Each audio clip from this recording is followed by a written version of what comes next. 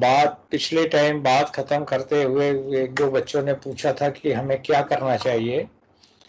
उसी को मैं बता रहा हूँ कि अगर आपको वृंद पढ़ना है तो उसमें आपको क्या तैयार करना चाहिए, वो मैं पहले बोलता हूँ। अभी है जैसे पूछा जाता रहता है कि वृंद के काव्य में लोक संस्कृति, कि वृंद ने लोक जीवन का भी चित्रण किया है अपने काव्य में, तो इस पर विचार कीजिए। तो वृंद के काव्य में लोक संस्कृति जो विषय है वो भी जो है एक जो है परीक्षा की दृष्टि से है। एक वो पूछते रहते हैं कि नीति काव्य परंपरा में वृंद का स्थान बताइए। जो हमारी नीति कवियों की परंपरा है उसमें वृंद का क्या महत्व हो सकता है। वो ऐसे भी पूछ लेते हैं कि वृंद का जो नैतिक आदर्श बताते हुए उनकी नीति सच्चाई की विशेषताएं बताइए। और एक मैंने बताया था कि उसका शिल्प जो है वो शिल्प भी पूछ सकते हैं कि उस पर विचार कीजिए। ज्यादातर उम्मीद है कि ये लोक संस्कृति या परंपरा या वृंद के नैतिक आदर्श, इनमें से ही अक्सर जो है वो पूछते रहते हैं जो एग्जाम की दृष्टि से। दो विषय पर हमने बात कर ली थी, एक वृंद के नैतिक आदर्श और दूसरा वृंद का शिल्प या वृंद की भाषा, जिसे हम कहते हैं उसकी अभिव्यक्ति कला। आइए एक अन्य विषय मैं लेता हूं और वो है वृंद के काव्य में लोक संस्कृति। वृंद के काव्य में लोक संस्कृति का मतलब है कि वृंद जो है उन्होंने अपने काव्य में लोक जीवन का किस तरह से चित्रण किया है। क्योंकि आप जानते हैं कि कोई भी रचनाकार अगर होता है तो वो किसी न किसी समाज में तो रहता ही है, समाज से कट करके तो रह नहीं सकता। और जहां समाज में रहता है तो समाज की बहुत सी बातें उसमें जो है आ जाती हैं। वो समाज का वर्णन नहीं कर रहा, उसे तो अपनी कविता करनी है, पर फिर भी जाने अनजाने समाज से जुड़ी हुई बहुत सी ऐसी बातें आ जाती हैं कि उसकी कविता में चाहे या अनचाहे वो अपना जो है स्थान बना लेती है। इसी तरह के विषयों में जो है आता है कि लोक संस्कृति, यानी यद्यपि वृंद का जो उद्देश्य था वो लोक संस्कृति का चित्रण करने नहीं था, वो तो अपने सीधी सादी कविता कर रहे थे, जैसे वो देख रहे थे समाज में उसी तरह का उसमें जो है चित्रण कर रहे थे। फिर भी जाने अनजाने उनकी कविता में बहुत सी ऐसी बातें आ गई उस समय के समाज की, जिस समय वृंद थे उस समय के समाज की बहुत सी ऐसी बातें आ गई जिनका संबंध जो है हमारी संस्कृति से है, लोक संस्कृति से है। अगर हम उनकी कविता को देखते हैं तो उसमें बहुत से ऐसे समाज में प्रचलित बहुत से ऐसे आचार विचार, धर्म संस्कार, उत्सव और पर्व और लोक विश्वास, विविध व्यवसाय, विविध जो है सौंदर्य के प्रसाधन, ये ऐसी चीजें हैं जो कि संस्कृति से जुड़ी हुई है, कि जिनका संबंध हमारी संस्कृति से है। और संस्कृति जो है वो फिर क्या है कि संस्कृति के विषय में जो कृष्णदेव उपाध्याय हैं उन्होंने कहा है कि लोक संस्कृति के अंतर्गत जीवन से संबंधित जितने भी आचार विचार, रहन सहन, विधि निषेध, प्रथा परंपरा, धर्म कर्म, पूजा पाठ, खान पान, वेशभूषा और मूढ़ाग्रह अनुष्ठान आदि आते हैं। ये सारे के सारे विषय जो है संस्कृति के अंतर्गत आते हैं। जब हम वृंद के काव्य को देखते हैं, उनकी सस्सई को पढ़ते हैं, उनकी और रचनाओं को पढ़ते हैं, तो हम देखते हैं कि उनके काव्य में भी जाने अनजाने बहुत से ऐसे विषय आए हैं जिनका संबंध हमारी प्राचीन संस्कृति से है, प्राचीन परंपराओं से है, जो उस समय के समाज में प्रचलित थी, उस समय के समाज में बाकायदा जो है वो चल रही थी, उनसे है। जब हम संस्कृति पर विचार करते हैं तो उसके कुछ आयाम हैं जिनके अंतर्गत हम जो है किसी की संस्कृति पर जो है विचार कर सकते हैं। और उसमें सबसे पहली बात आती है वर्ण आश्रम व्यवस्था। वर्णाश्रम व्यवस्था का मतलब है कि समाज में, उस समय के समाज में, जिस समय वृंद जो है रचना कर रहे थे या जिस समय वृंद विद्यमान थे, उस समय के समाज में किस तरह की वर्ण व्यवस्था थी। अब जब हम रचना को उनकी को पढ़ते हैं तो हम देखते हैं कि उसमें जो वर्ण व्यवस्था है वो बाकायदा जो है प्राचीन तरह की वर्ण व्यवस्था थी जो उस समय थी। समाज में 4 वर्ण के लोग जो है वो रहा करते थे, ब्राह्मण, क्षत्रिय, वैश्य और शूद्र। ये चारों समाज के जो है वर्ग थे जो उस समय विद्यमान थे। हमारी वर्ण व्यवस्था के आज भी आधार हैं ये।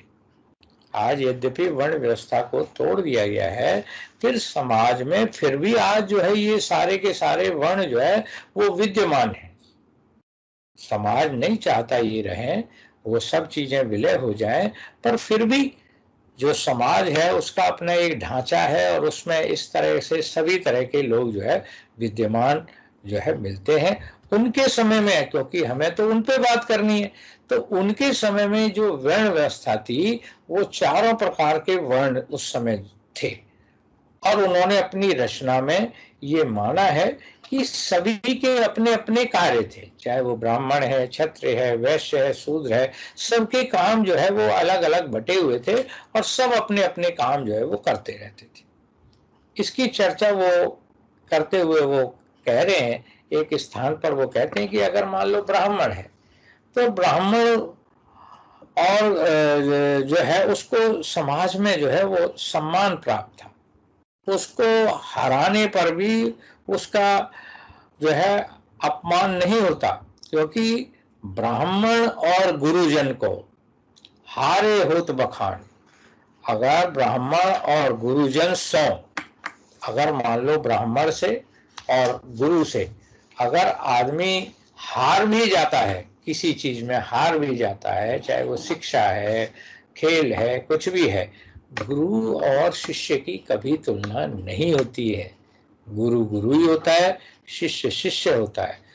जो ये कहना चाहते हैं वो यही कहना चाहते हैं कि ब्राह्मण और गुरुजन से हारने पर भी कभी वो नहीं होता, उससे तो गौरव ही बढ़ता है कि देखो इनके गुरु का जो ये इनके शिष्य हैं जो कि ये है, गुरु का भी आदर बढ़ता है और उनका भी आदर बढ़ता है। तो इसलिए दोनों से जो है हारे होत बखान, ब्राह्मण से कोई बहस नहीं होती है। पुराने जमाने में थे, पहले लोग अलग तरह की संस्कृति थी, हमारे लोग उस तरह के थे, उनका आचार विचार उस तरह का था, उनका रहन सहन उस तरह का था। तो इसलिए जो है वो कहते थे कि भाई ब्राह्मण और गुरुजन जो है उन दोनों से जो है हारे होत बखान, उसके उससे तो और उसके जो हारने वाला होता है उसी का जो है बखान होता है। वो तो उस तरह का नहीं है कि तुम ये सोचो कि भाई हमारा अपमान हो गया, ये हो गया, वो नहीं होता है। उनसे तो व्यक्ति का जो है कोई अनादर नहीं होता है, उससे और उसको आदर ही मिलता है कि ये इस गुरु के शिष्य है। मान लो परशुराम के शिष्य हैं, परशुराम जी से जो है भीष्म पितामह युद्ध करते हैं, युद्ध में शिष्य भी वो हो सकता है जीत जाते हैं, परशुराम बहुत खुश होते हैं जब अपने शिष्य को वो देख करके, क्योंकि तब भी उन्हीं का नाम होता है कि भाई ये कौन है, ये इनके शिष्य है। तो ये उस समय इस तरह का विचार था समाज में, लोग ऐसा मानते थे, ब्राह्मणों का आदर था उस समय के समाज में और इस तरह की भावना थी कि उनको आदर दिया जाता था। इसी तरह से उसी समय के समाज में ये भी माना जाता था कि ब्राह्मण है कोई और वो वैसे ही है, वो सिर्फ जो है बिना राजाश्रय के, बिना राजाश्रय के है, वो शोभा नहीं पाता। अगर कोई ब्राह्मण था उस समय, माना जाता था कि ब्राह्मण बुद्धिमान व्यक्ति, अगर कोई मान लो ब्राह्मण है, बुद्धिमान है, तो उस समय के समाज में ये माना जाता था कि भाई वो बिना आश्रय के कोई वो नहीं हो सकता। पहले हमेशा से ही होता है, जब जब धर्म जो है राजधर्म के रूप में आता है तो धर्म जो है वो बहुत उन्नति करता है, उसमें बहुत विकास होता है। अगर जैसे अशोक के समय में था, बहुत धर्म राजधर्म बन गया था तो बहुत उसने उस समय प्रगति की। इसीलिए ये भी कहते हैं कि भाई पंडित और बनिता लता शोभित आश्रय पाए, है माणिक बहुमोल को हेम जड़ित छवि छाए। कि ब्राह्मण है और वैसे ही है बिना राजाश्रय के जो है क्योंकि जो ये कवि वगैरह जो थे इनको अगर राजाश्रय प्राप्त नहीं होगा तो कहाँ से इनको मिलेगा। तो ये यही कहते हैं कि ये जो है शोभित आश्रय, किसी न किसी के आश्रय में रहने पर भी शोभा पाते हैं। कैसे? जैसे कि बेल है, आप किसी बेल को चलाना चाहते हैं तो बेल को अगर आप ऊपर चढ़ाना चाहते हैं तो आप देखते होंगे कि मनी प्लांट की भी बेल है तो उसको एक डंडा लगा दो तो ऊपर को चढ़ती चली जाएगी, ऊपर को जरा सा एक धागा बांध दो उसी पे लिपटती हुई चली जाएगी।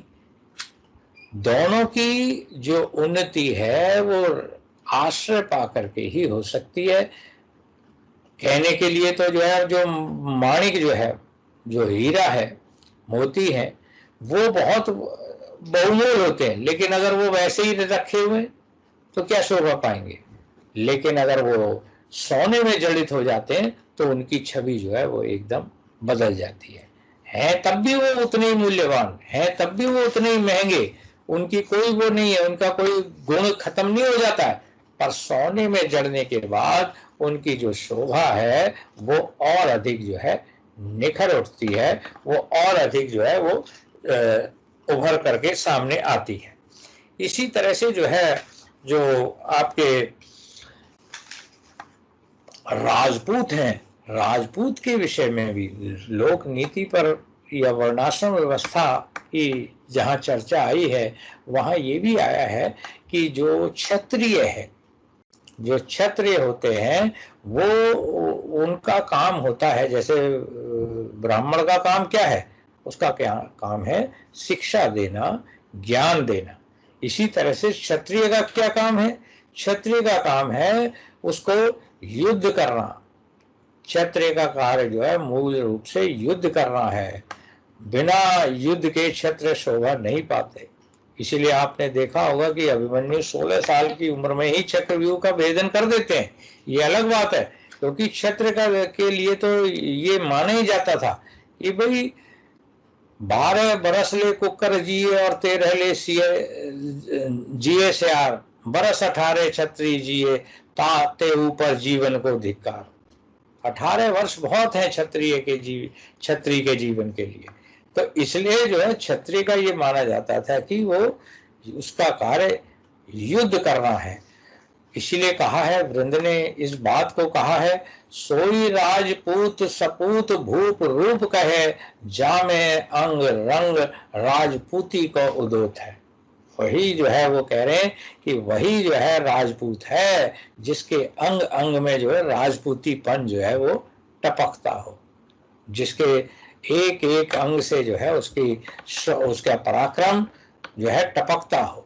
ऐसा व्यक्ति जो है वो है राजपूत है। और राजपूत का जो काम है वो है युद्ध करना, युद्ध में विजय प्राप्त करना, युद्ध करना, ये उसके जो है वृंद ने जो है कार्य बतलाए हैं। इसके अतिरिक्त वृंद ने जो है कहा है कि जो वैश्य है और शूद्र हैं उनके भी कार्यों की चर्चा की है कि वैश्य और शूद्र जो है उनके भी जो कार्य जो है वो निर्धारित है।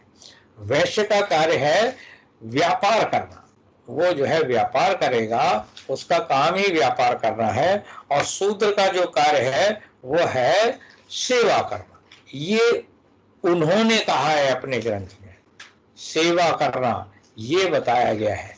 इस तरह से हम देखते हैं कि वृंद ने अपने समय की परंपरागत वर्ण व्यवस्था, जो परंपरागत वर्ण व्यवस्था है उस पर विचार करते हुए जो है ये कहा है कि भाई जो हमारी जो वर्ण व्यवस्था है वो 4 तरह के जो है वर्ण व्यवस्थाओं पर आधारित है, जो उस समय के समाज में जो है वाकायदा जो है वो प्रचलित थी। तो इसलिए जो है, जो वृंद हैं, उनके विषय में हम कह सकते हैं कि उनके समय में वर्ण व्यवस्था जो थी वो प्राचीन वर्ण व्यवस्था लागू थी, उसको लोग जो है अपनाए हुए थे, या समाज में वो जो है संस्कृति का एक हिस्सा थी। एक अन्य बात जो संस्कृति की चर्चा करते हुए सामने आती है, और वो आती है परिवार व्यवस्था। अब परिवार जो है संस्कृति या समाज का सबसे एक महत्वपूर्ण जो घटक है वो है परिवार।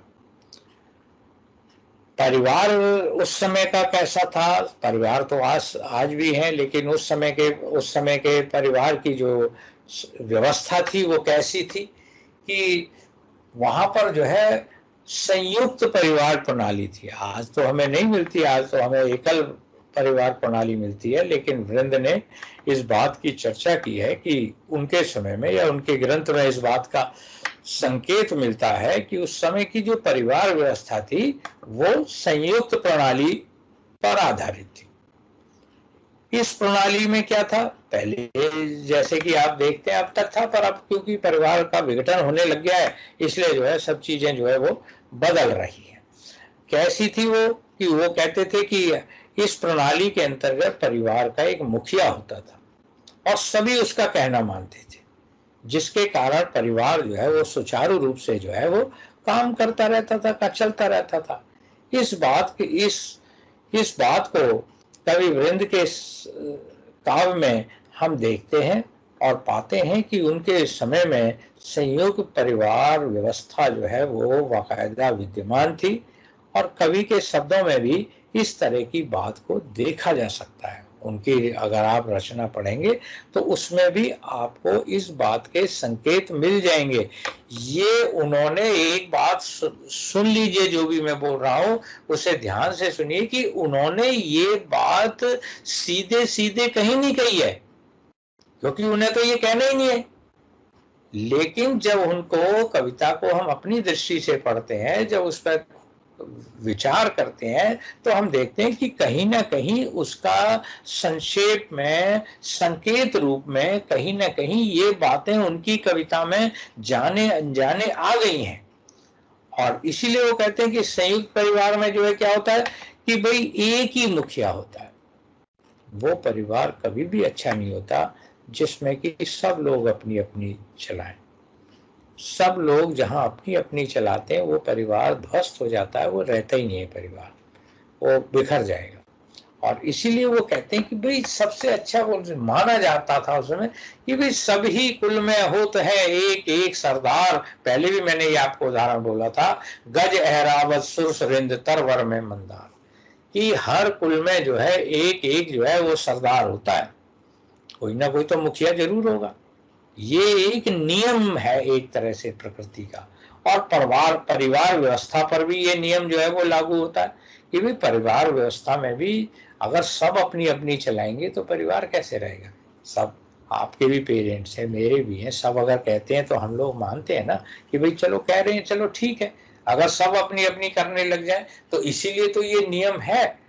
ये परिवार व्यवस्था में उनके समय में यही नियम था कि एक आदमी एक बात कहेगा, उसकी सब लोग जो है वो मानेंगे, उसी का आदर करेंगे। हर कुल में जो है कोई ना कोई ऐसा होता है। अब फिर वो उदाहरण दे रहे हैं कि हाथियों में ऐरावत है, देवताओं में इंद्र है और तरवर में मंदार है। ये पेड़ पौधों में मंदार का जो है वो है।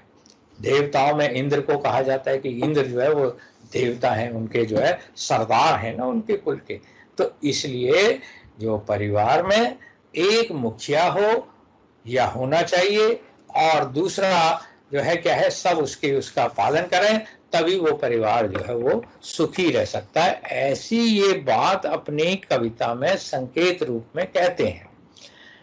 लोक संस्कृति पर ही विचार करते हुए और उसी पर विचार करते हुए, परिवार व्यवस्था पर विचार करते हुए, ये भी माना जाता था कि जो प्रभाव है ना कुल का, परिवार में, परिवार का, खानदान का, कुल का, ये असर व्यक्ति में अवश्य आता है। वो किस परिवार से है, वो किस खानदान से है, वो किस कुल से है, इसका असर व्यक्ति में जरूर रहता है, ऐसी उनकी सोच रही।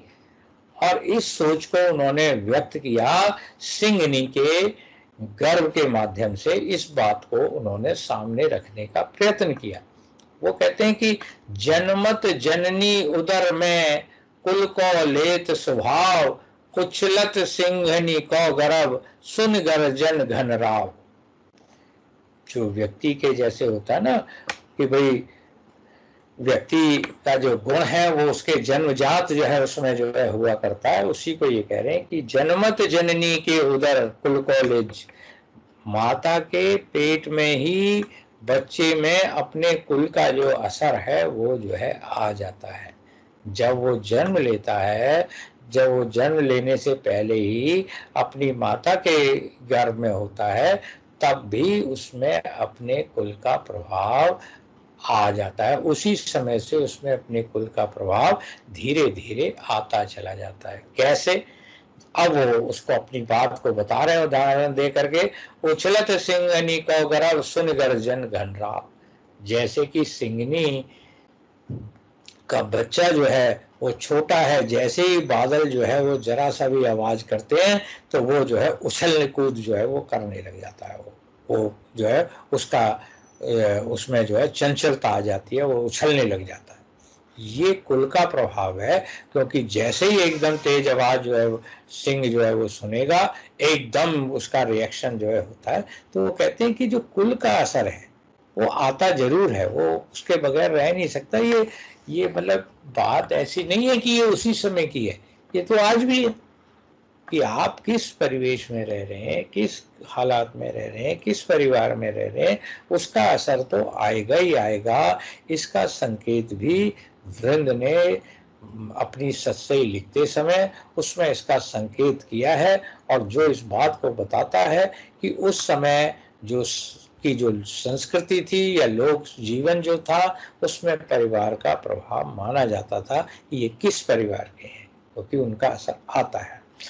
लोक संस्कृति पर ही बात करते हुए या परिवार व्यवस्था पर ही बात करते हुए ये मानते हैं कि परिवार में एक तरह का, हमारे परिवार में पहले से ही एक विधान चलता चला आ रहा है कि भाई परिवार में ऐसा होता है कि जब बच्चा जो है जन्म लेता है तो उसकी जन्म पत्री बनवाई जाती है, उसके गुणों की जांच कराई जाती है, उसकी जो है पूरी जो है उसके बारे में पूरा जो है जाना जाता है कि भाई ये किस तरह का जो है रहेगा आगे जा करके। लेकिन जो कहावत है वो जो प्रसिद्ध है कि पूत के पैर पालने में ही नजर आ जाते हैं, ये एक प्राचीन कहावत है जो हमारी संस्कृति में, हमारे जीवन में आज भी जो है प्रचलित है कि जो गुण होते हैं ना व्यक्ति के अपने, वो उसको जन्म से ही वो हो जाते हैं। ये उस समय की संस्कृति में ये जो धारणा है, ये जो विचार है, ये उस समय की संस्कृति में विद्यमान थी। जो चाहे ना चाहे वृंद ने उसको अपनी कविता में संकेत रूप में वर्णित किया है। कुल कपूत जन्मों पर दीख शुभ लक्षण गात, होनहार बिनवार के हो चीकने पात। ये कहते हैं कि कुल कपूत जन्मों पर दीख शुभ लक्षण गात।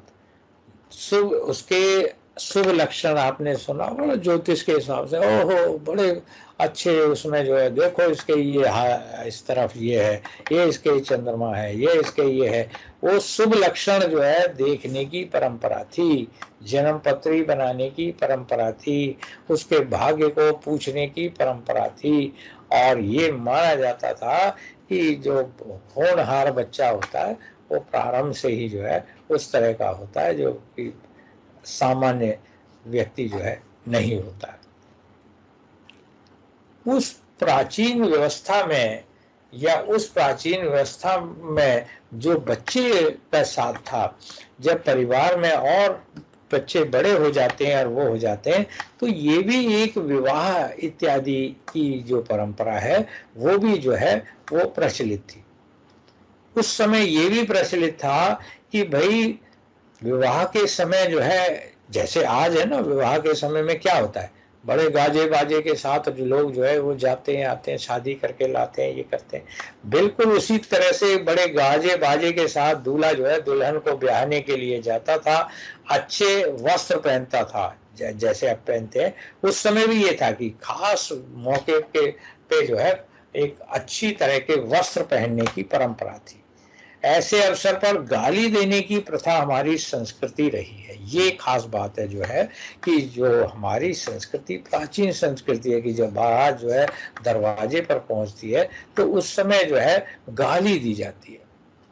अब वैसे तो गाली देना बहुत बुरी बात है, भाई कोई नया आदमी आ रहा है, नया संबंध जुड़ रहे हैं और आप जो है वो गाली दे रहे हो, लेकिन परंपरा थी, हमारी संस्कृति का आज भी हिस्सा है। बहुत सी जगह आप देखेंगे कि ऐसे मौके पर बाकायदा जो है लड़के के पिता को, उसके और परिवार वालों को, रिश्तेदारों को जो है जो दरवाजा है उस पर जो गाली दे दी है।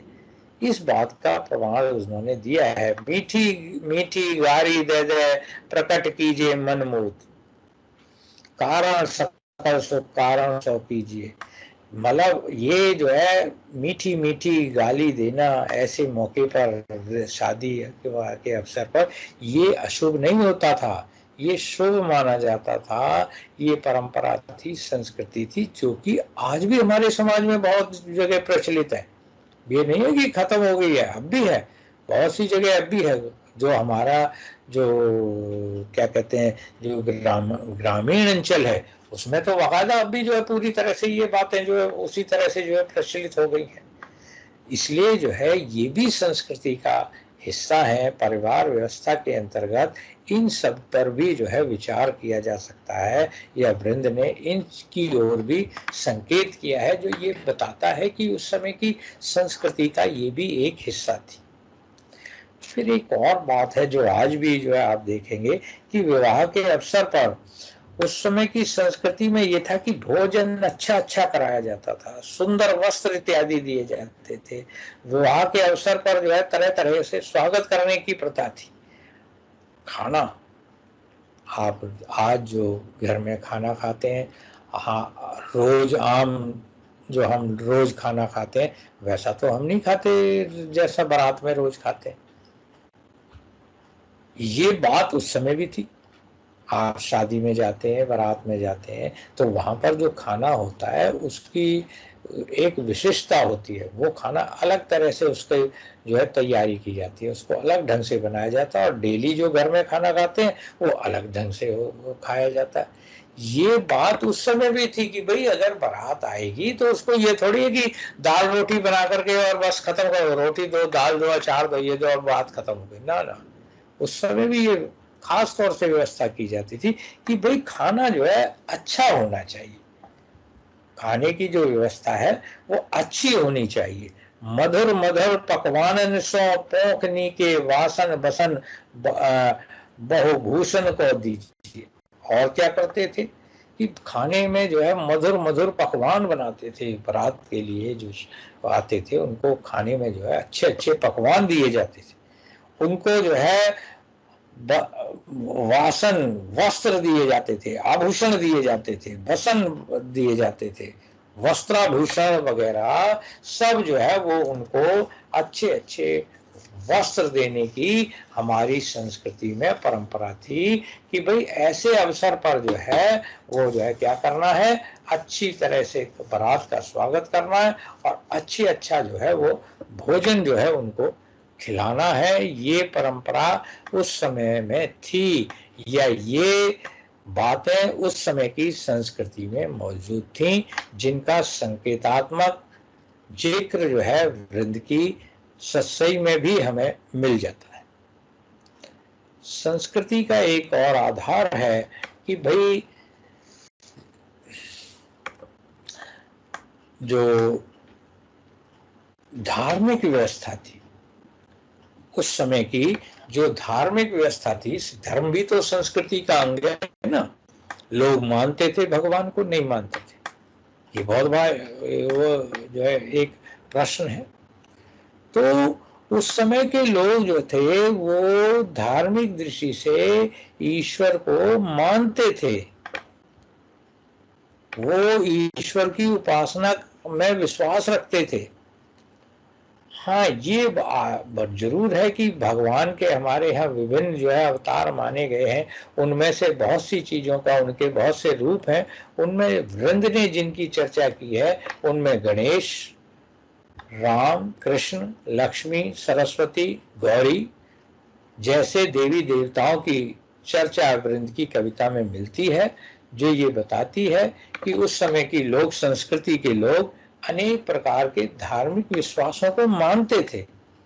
लोगों का ये मानना था कि ईश्वर की उपासना करने से हमारे बहुत से कष्ट दूर हो जाते हैं, हमारे बहुत से अवगुण जो है वो समाप्त हो जाते हैं, वो जाते रहते हैं।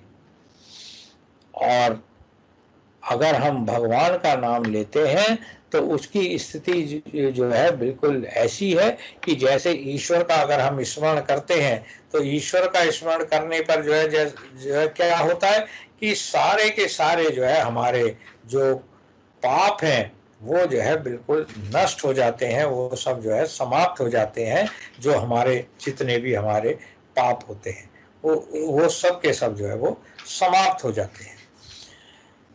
कैसे हो जाते हैं कि जैसे कि जपत एक हरि नाम ते पातक कोटि विलाय, एक ही कणिका आग ते घास ढेर जर जाए। मैंने पहले भी आपको ये उदाहरण दिया था कि भाई एक ही कणिका जो है आग का जो है वो सबको जो है जला करके जो है वो राख कर देता है, सबको जो है नष्ट कर देता है। अगर एक ही कणिका जो आग का जैसे जला देता है, वैसे ही क्या है, आपने करोड़ों पाप किए, कोटिक पाप जो है पातक पाप, कोटिक करोड़ों पाप जो आपने कर रखे हैं, जो बुरा दुष्कर्म कर रखे हैं, बुरे कर्म कर रखे हैं, हरि के एक नाम मात्र से जो है आपके सारे करोड़ों पाप जो है वो नष्ट हो जाते हैं। कैसे?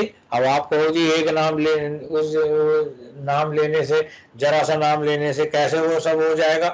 तो वो उसको जो है वो कहते हैं कि भाई जैसे कैसे हो जाए कि एक आग का एक कण जैसे जो है पूरे के पूरे जो घास है उसके ढेर को 1 मिनट में स्वाहा कर देगा, ऐसे हो जाता। अब भगवान का नाम लेने के लिए तो सबने कहा है कि भाई भगवान का जो नाम है ना, जो कछु कहिए करिए सोई भवतरिय बच्चे पद जैसे।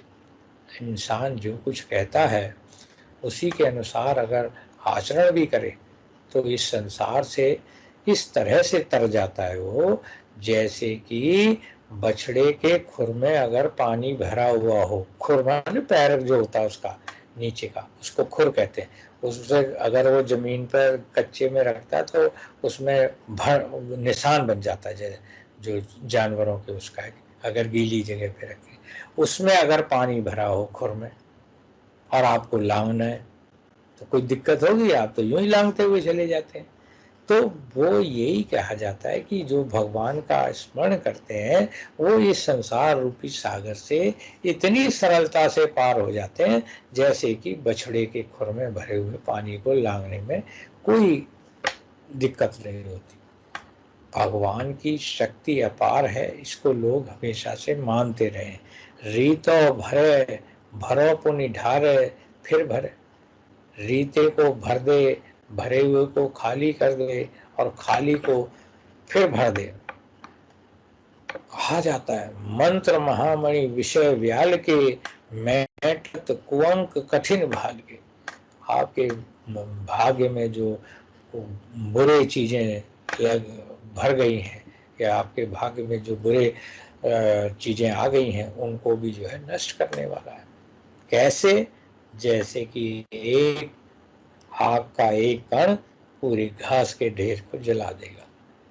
ये ऐसा विचार उस समय लोगों का था और इसीलिए लोग भगवान का स्मरण करते थे।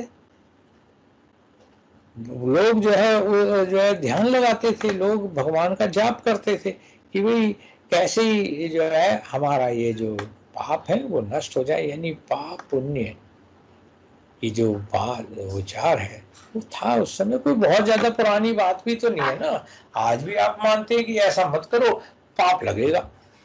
अरे कौन देख रहा है पाप लगेगा नहीं लगेगा, पर हमारे समाज, हमारी संस्कृति, हमारे रक्त में, हमारे कण कण में एक चीज में भगवान को हम मानते हैं और इसलिए मानते हैं कि भाई उसके कारण जो है भाई वो ऐसा हो जाएगा, बुरा हो जाएगा, क्योंकि हमारे उसमें ये विद्यमान है, हमारी सोच में विद्यमान है। तो इसलिए उस समय की धार्मिक व्यवस्था जो थी वो भी जो है इस बात पर आधारित थी कि ईश्वर का स्मरण करने से व्यक्ति का उद्धार होगा। यही एक है और यही उस समय की संस्कृति का आधार था। लोगों के दिलो दिमाग में ये बात मौजूद थी। फिर है सामाजिक व्यवस्था। अब सामाजिक व्यवस्था में जो है क्या है कि उस समय की जो है जो सामाजिक व्यवस्था थी उसमें जो है सभी तरह के लोग जो है थे वो विद्यमान थे। समाज में कोई एक तरह का आदमी तो है नहीं कि वो है। अगर वृंद की कविता को आप ध्यान से पढ़ेंगे तो आप देखेंगे उसमें धनी निर्धन, राजा प्रजा, विद्वान मूर्ख, नगर ग्राम्य, व्यापारी, किसान, शिल्पी, दाई, ज्योतिषी, वैद्य, इस तरह के सामाजिक वर्ग जो थे उस समय के उसमें विद्यमान थे। लोग जो है इस तरह के जो व्यवस्था थी उसमें जो है लोग जो है रहा करते थे। धनी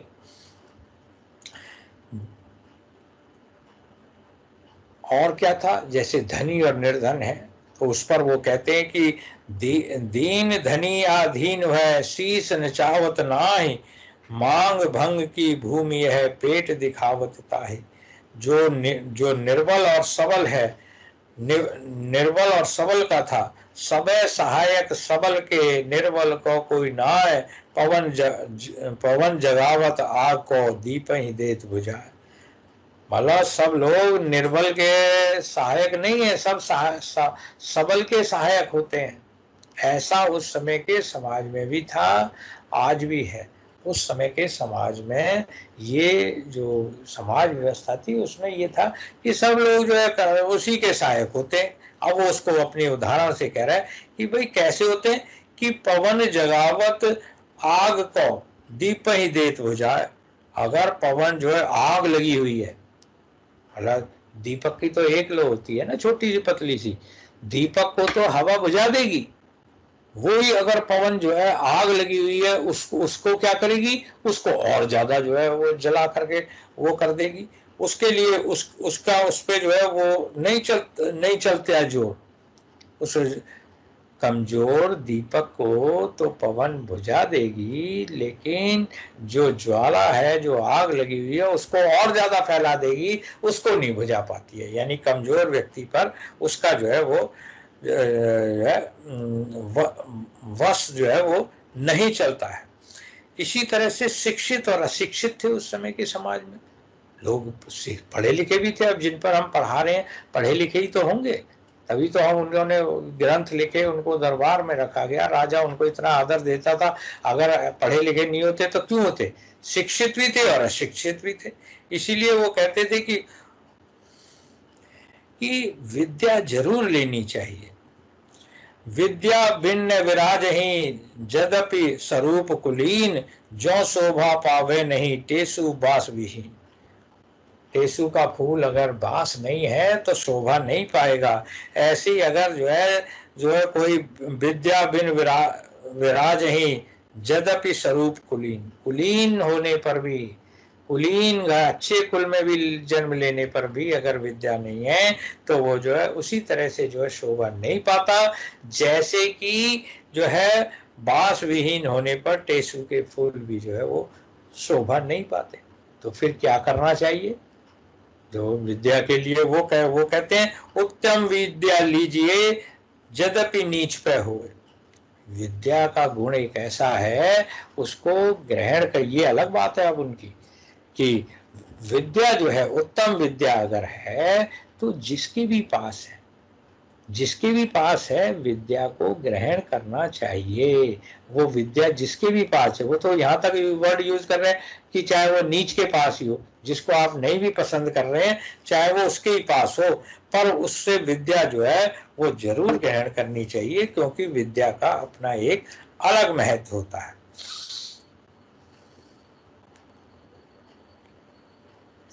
इसी तरह से वो कहते हैं कि कहूं कहूं अनादर पाए के गुनी ने करहूं आदेश, विद्या है तो करेंगे सबको हुआ आदेश। अगर विद्या है, आपके अंदर गुण है, आपके अंदर योग्यता है, तो आपके आदेश का पालन जो है वो सब लोग जो है आपके आदेश का पालन करेंगे, और नहीं तो क्या होगा, आपके जो है आदेश का जो है वो पालन नहीं किया जाएगा। यानी उस समय विद्या, ज्ञान, शिक्षा, इस पर जो है वो बहुत बल दिया जाता था कि भाई लोगों को शिक्षित होना चाहिए। लोगों की उस समय की संस्कृति में ये बात प्रचलित थी कि शिक्षित होना बहुत अच्छी बात है। यद्यपि अब से 100 वर्ष पहले भी आप देखेंगे तो भारत के गांव में भी नहीं पढ़ते थे, पर पढ़ाई का मूल्य तो तब भी था ना। लोग ये बात तो जानते थे ना कि आखिर ज्ञान भी कोई चीज है। इस बात को तो लोग सभी समझते थे ना कि भाई जो है विद्या अगर है तो उसका आदर होगा ही होगा, उसको लोग जो है चाहेंगे ही चाहेंगे। हर गुणवान व्यक्ति को लोग जो है वो चाहते हैं। इसी तरह से जो समाज में है वो विद्वान और मूर्ख का था। वो कहते थे पंडित पंडित सौ मिले, संशय मिटत न बेर, मिले दीप दुह दुहन को होत अंधेर निवेद।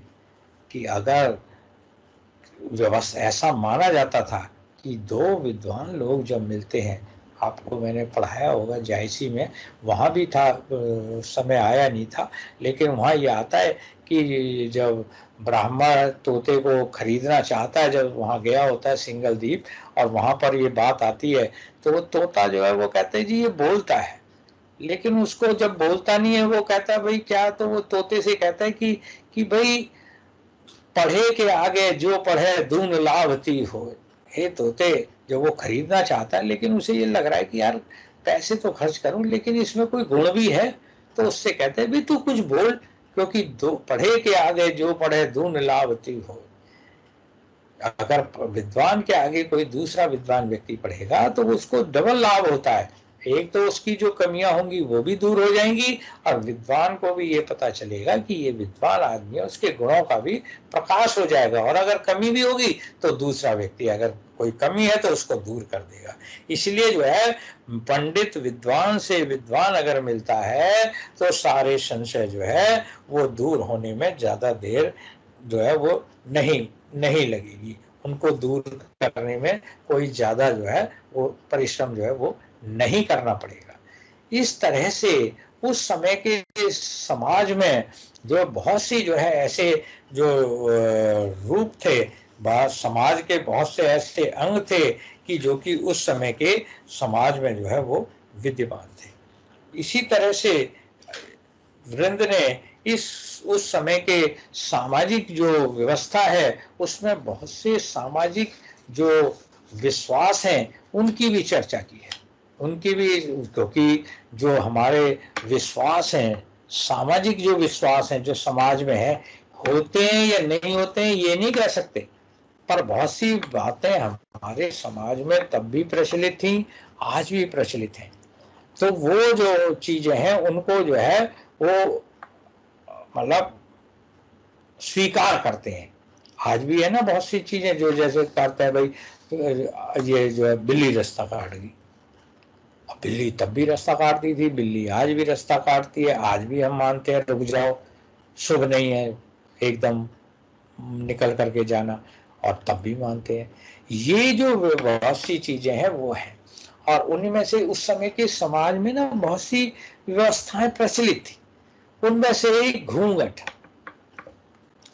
अब ये हमारी जो है जो संस्कृति है उसका हिस्सा थी, इनके समय में रहा होगा, पता नहीं, जहाँ तक मैं समझता हूँ पहले था नहीं, क्योंकि घूंघट प्रथा जो लोग मुगलों के आने से पहले जमीन ये प्लेन में रहते थे, वो जब भाग के ऊपर गए तो वहाँ पहाड़ों पे अब भी घूंघट प्रथा नहीं है, पर नीचे है।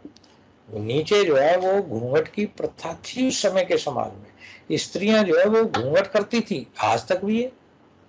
आप कुछ लोग 20% लोग जो शहरों में आ गए हैं, इसके अलावा बाकी लोग तो आज भी जो है वो करते हैं। मैं तो अपने यूपी में देखता हूँ, वहां तो घूंघट करने की प्रथा आज भी विद्यमान है। घूंघट में नटत लखी नटवर घेरी बाट, ये बताता है कि उस समय घूंघट की प्रथा जो थी वो समाज में विद्यमान थी।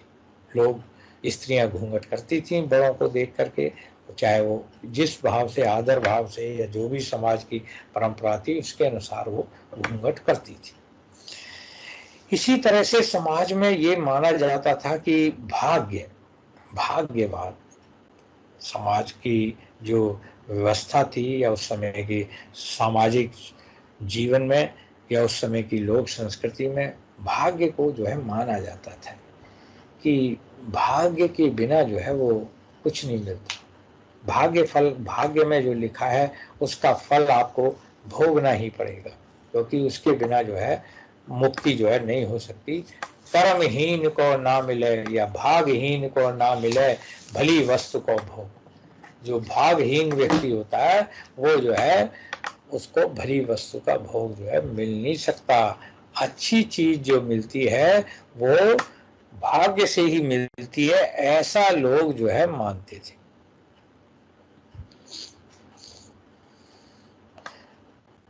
जैसे तुलसीदास ने भी लिखा ना कि भाई सकल पदार्थ हैं जग माही, कर्महीन नर पावत नाही। है सब कुछ, लेकिन जो कर्महीन लोग हैं, भाग्य से टेढ़े हैं, जो कर्म नहीं करते हैं, उनको जो है चीजें जो है वो नहीं मिल पाती है। तो भाग्यवाद जो आज भी आप मानते हैं, क्या करूं, क्या हुआ, अरे क्या करूं, मेरे भाग्य में ये नहीं है ना, ऐसा कैसे हो सकता है कि भाग्य में नहीं है। और आज भी हम लोग ये मानते हैं। ये भाग्यवाद या भाग्य फल या भाग्य की बात को मानना, ये उस समय की संस्कृति का एक अंग था, आज भी चले आ रहे। बहुत सी चीजें बदली थोड़ी है हमारी। संस्कृति कोई ऐसी चीज नहीं है कि आप उसको सो के उठें और हैप्पी न्यू ईयर की तरह उसे बदल दें। भारत में कई सौ वर्ष तक विदेशी आक्रांत आए, वो राज करके चले गए, लेकिन जो है हमारी संस्कृति जैसी थी वैसी आज भी है। इसीलिए कहा जाता है कि अगर आपको किसी देश को नष्ट करना है तो उसकी संस्कृति को नष्ट करो, वो देश अपने आप ही मर जाएगा। इसलिए जो है फिर भी इतना सब कुछ कई सौ वर्ष तक राज्य होने के बावजूद भी जो हमारी संस्कृति है वो जो है अभी भी बदली नहीं है, वो भी चले आ रहे हैं। वही जो बच गए उनके अंदर वो तत्व जो है वो विद्यमान है। जो मर गए वो तो चले गए, लेकिन जो बचे उस संस्कृति को आज भी जो है संजोए हुए हैं, उसका हमारे जीवन का ये हिस्सा है। इसी तरह से उस समय के जो समाज था, उस समय की जो संस्कृति थी, उसमें जो है ये माना जाता था कि भाई ये भी सामाजिक विश्वास था कि कर्म के अनुसार कर्म फल जो है वो भुगतना पड़ता।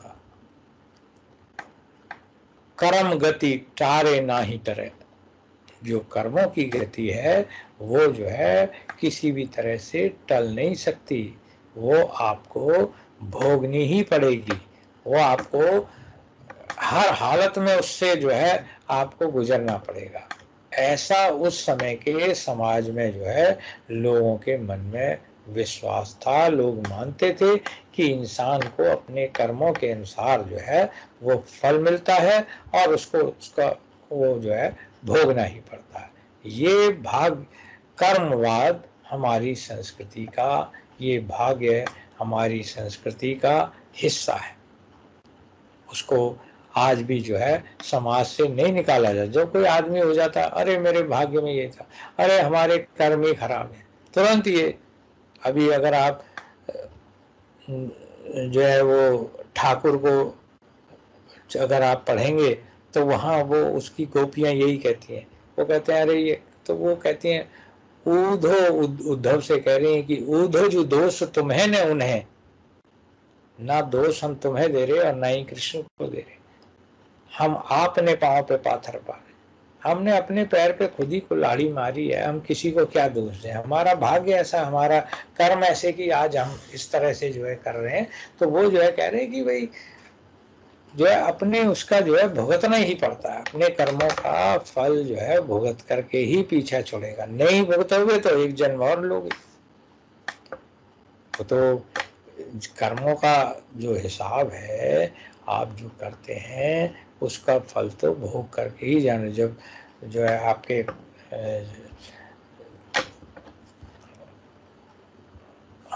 भीष्म पितामह जब सैया पर लेटे हुए थे तो उनसे वो कहते हैं, भगवान भी वहां जाते हैं, तो वो कहते हैं कि हे केशव, मेरी समझ में नहीं आ रहा, मुझे अपने पिछले 100 जन्मों का ध्यान है, मैंने ऐसे क्या कर्म किए होंगे कि मुझे ये कौन से जन्म के कर्म का फल मिल रहा है कि मैं ये बाण सैया पर लेटा हुआ हूं और प्राण नहीं निकल रहे, ये कहाँ है।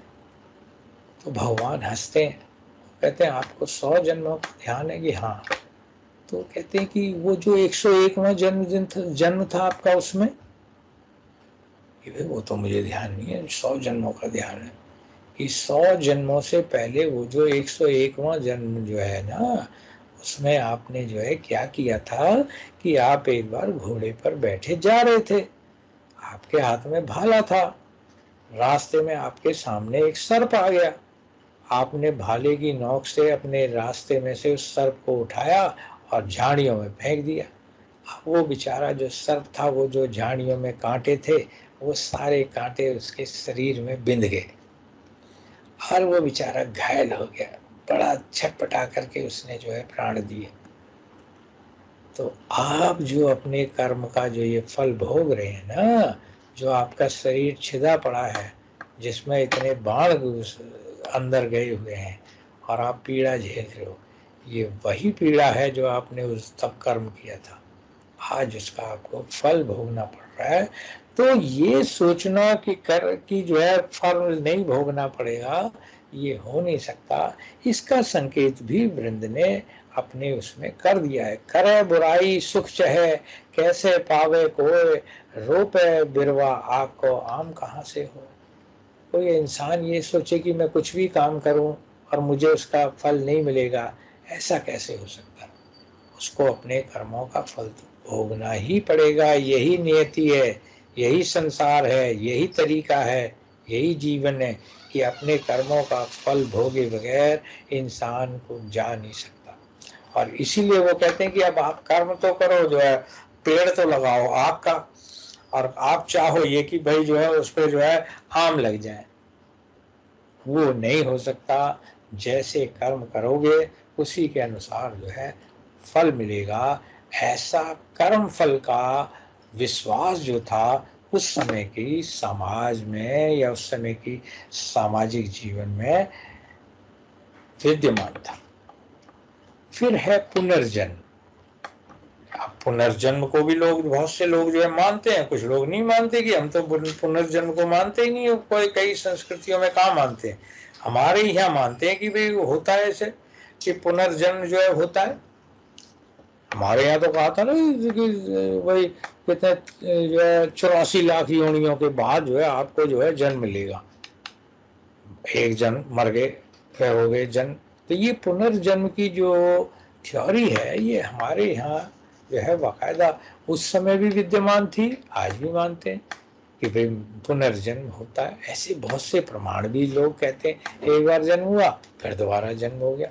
कई ऐसे वो भी सुनने में आते हैं कि भाई किस्से भी सुनने में आते हैं कि भाई इस तरह से हो गया।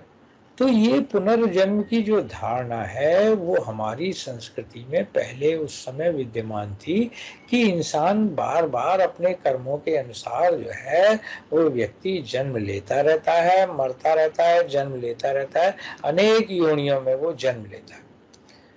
और वृंद के समय के लोक जीवन में भी इस तरह की धारणा या अनेक जन्म लेने की धारणा वो प्रचलित थी कि व्यक्ति जो है तरह तरह के जन्म लेता है। ऐसी धारणा उस समय के उसमें भी जो है वो विद्यमान थी। और उसमें भी ये माना जाता था कि भाई आप 84 लाख योनियों में जन्म लेते हैं, कहते हैं लोग, जैसा कि 84 लाख योनियों में जन्म लेने के बाद मनुष्य का जन्म मिलता है। और ये इसलिए मिलता है कि इंसान अपने जो है ईश्वर का ध्यान लगाए और जीवन मरण के झंझटों से मुक्त हो जाए। इसीलिए ये माना जाता था उस समय के समाज में भी, लोक संस्कृति में भी, लोक जीवन में ये माना जाता था कि यूं तो जन्म बहुत हैं, लेकिन उसमें सबसे जो उत्तम जन्म है वो जो है मनुष्य का है।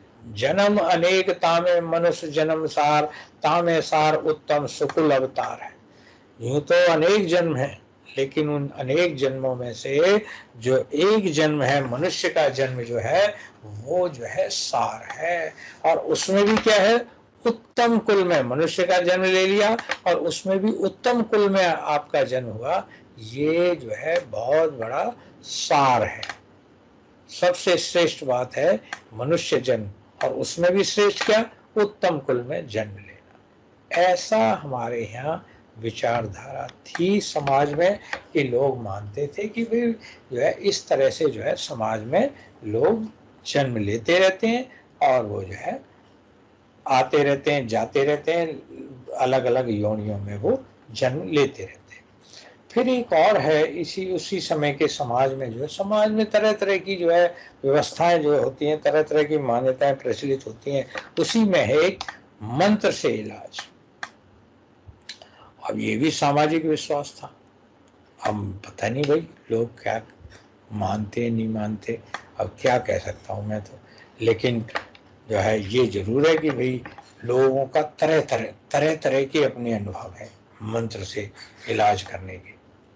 कैसे करते हैं प्रभु ही जाने भाई कैसे करते हैं, लेकिन है तो सही। लोग जो है ये मानते थे कि भाई जो है मंत्रों से भी इलाज किया जा सकता है।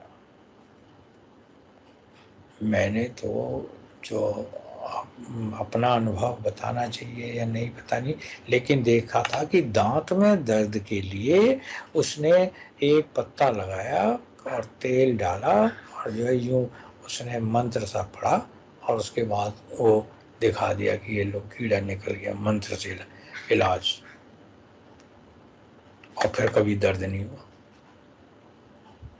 अब ये है कि भैया इसीलिए वो कहते थे कि भाई अगर तुम्हें ज्ञान नहीं है तो उसमें जो है उसमें वो मत करो। आप जो है बीचू मंत्र ने जाने ही सांप पिटारे हाथ। समाज में ये बात जरूर प्रचलित थी कि मंत्र से इलाज होता है। लोग सांप के कांटे का, बिच्छू के कांटे का मंत्र से इलाज जो है वो करते रहते हैं। ऐसा समाज में जो है उस समय जो है प्रचलित था। ये नहीं है कि नहीं था, वीरेंद्र ने उसका संकेत तो किया है, तो उसकी चर्चा नहीं करी, लेकिन वो किया है कि बीचू मंत्र ने जाने सांप पिटारे हाथ, कि अगर किसी चीज का ज्ञान नहीं है तो उसमें आपको दखल नहीं देना चाहिए। अब ये कहने का मतलब क्या है, ये कहने का मतलब संकेत क्या मिलता है इससे, इससे ये संकेत मिलता है कि उस समय के समाज में मंत्र से इलाज करने की व्यवस्था थी। लोग समाज में इस बात को मानते थे कि सांप के कांटे का इलाज करना है, मंत्र से इलाज कर दिया। बिच्छू ने काट लिया, मंत्र से इलाज कर दिया। ततैया ने काट लिया, मंत्र से इलाज कर दिया। यानी मंत्र को मानने की या उससे इलाज करने की जो व्यवस्था थी वो उस समय के समाज में बाकायदा विद्यमान थी। वो भी उस संस्कृति का एक हिस्सा थी। फिर एक और था जो हमेशा से चलता चला आ रहा है, आज भी हम उस पर वो करते हैं, कुदृष्टि लगना। कुदृष्टि लगना कि नजर लगना। समाज में ये भी एक विचार जो था उस समय की संस्कृति का ये हिस्सा है। और ये माना जाता था कि भाई जो मंत्र जो ये कुदृष्टि है वो लगती है। बच्चों को जैसे कहते नहीं कि नजर लग गई, अब बच्चों को नजर लग गई, ये विचार उस समय की संस्कृति में, उस समय के समाज में था, आज भी है। मैं तो जो अपने को बहुत ज़्यादा कहते हैं कि हम बड़े मॉडर्न हैं, इतने प्रोग्रेसिव हैं, इतने ये देखता रहता हूँ, टीवी पे भी सीरियल आते रहते हैं, वो बैठ करके अपने आँख से काजल निकाल के ले नज़र ना लग जाए और उनके कान के नीचे वो निशान लगा देते हैं कि नज़र ना लग जाए। आज भी टीवी इसमें प्रोग्राम आते रहते हैं ना, ये इसमें इंडियन आइडल वगैरह में कई बार देखा मैंने। कहने के लिए वो दुनिया भर से ज़्यादा वो जो है अपने को कहते हैं कि हम तो इतने मॉडर्न लोग हैं, हम तो ये सब मानते ही नहीं, अंधविश्वास वगैरह। पर ये विश्वास आज भी प्रचलित है। भाई तुम दुनिया भर के इतने उस तरह के लोग हो, तुम किसी चीज़ को नहीं मानते तो तुम इसे क्यों मत, पर समाज में प्रचलित है कि नज़र आज भी लगती है।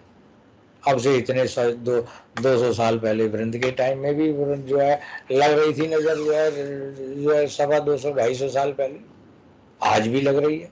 तो ये हमारी संस्कृति के हिस्से हैं जो कि लंबे समय से, युगों युगों से जो है चले आ रहे हैं। ये विचार पहले वृंद से पहले भी थे, वृंद के टाइम में भी थे, वो आज भी हैं और वो आगे भी रहेंगे। क्योंकि संस्कृति कोई ऐसी चीज नहीं जो एक आदमी के साथ जो है चली जाएगी। वो युगों युगों तक हमारी रगों में, हमारे संस्कारों में, हमारे रक्त में वो समाई हुई है, उसे कोई कैद नहीं कर सकता। इसीलिए तो कि इतने साल सब कुछ रहने के बाद भी हमारी संस्कृति आज भी नष्ट नहीं हुई है, वो चल रही है एज इट इज जैसी थी। सब राज्य करके चले गए, मुसलमान आए वो भी चले गए, आर्य आए वो भी चले गए, हूण आए वो भी चले गए, अंग्रेज आए वो भी चले गए, सब चले गए। और संस्कृति आज भी आप उन्हीं बातों को मान रहे हो जो उस समय मानते थे, कहाँ खत्म हुई। तो इसलिए हम कह सकते हैं कि ये भावना भी उस समय के समाज में प्रचलित थी। यद्यपि जो है वृंद ने इसकी कोई खुल करके चर्चा नहीं की, इस पे कोई बात नहीं की, पर संकेत उनकी रचना में जो मिलता है उससे ये लगता है कि ये विचार भी उस समय में विद्यमान था। और वो जो पंक्ति है वो ये है, टीली कपोल पर काजर की रेख दई। गाल पे यहाँ पर जो है वो एक जो है काजल की जो रेखा है या टिकली जो है वो लगा देते थे मुख पर, ताकि जो है वो नजर ना लगे। आज भी है, बच्चों को लोग करते हैं, तैयार करते हैं, फिर माथे के साइड में को जो है अंदर को वो निशान लगा देते हैं ताकि जो है वो किसी को नजर ना लगे किसी की। ये समाज, यही चीजें तो खान पान, रहन सहन, पहनावा, ये सब जो है विचार, यही तो हमारी संस्कृति है। और उसी पर हम बात कर रहे हैं कि वो ये ऐसा मानते थे। अब संस्कृति के अंदर जो एक और बात है वो आता है वस्त्राभूषण। अब जो संस्कृति है हमारी वो उससे भी तो पता चलती है। आज की संस्कृति पर जब लोग विचार करेंगे कि जो सन 2021 में जो भारतीय संस्कृति थी उसका क्या रूप था, आपसे 100 साल बाद या कभी वो करेंगे, इस पर कोई शोध करेगा तो उस समय ये बात आएगी कि भाई हाँ, लोग जो है वस्त्र पहनते थे। कैसे पहनते थे जी? ऐसे पहनते थे, जैकेट पहनते थे, सूट पहनते थे, 3 पीस पहनते थे, टाई लगाते थे, बो लगाते थे, जूते पहनते थे, इस तरह के जूते होते थे, ऐसे थे। स्त्रियां कौन से आभूषण पहनती थी? इस तरह के पहनती थी, वो कड़े पहनती थी, वो लंबे वो हार पहनती थी, इस तरह का ये उसमें आएगा कि ये हमारी संस्कृति में उस समय था।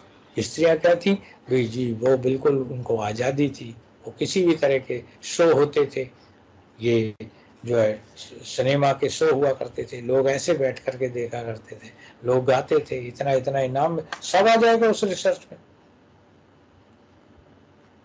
इसी तरह से हम 250-300 साल पहले की जिस संस्कृति पर बात कर रहे हैं उसमें भी लोग कैसे रहते थे, ये भी तो संस्कृति, रहन सहन, तो वो कैसे रहते थे, उनके वस्त्राभूषण कैसे होते थे, वस्त्र कैसे पहनते थे, क्या क्या उनके वस्त्रों में होता था, क्या क्या आभूषण होते थे, ये भी संस्कृति का बहुत बड़ा हिस्सा है।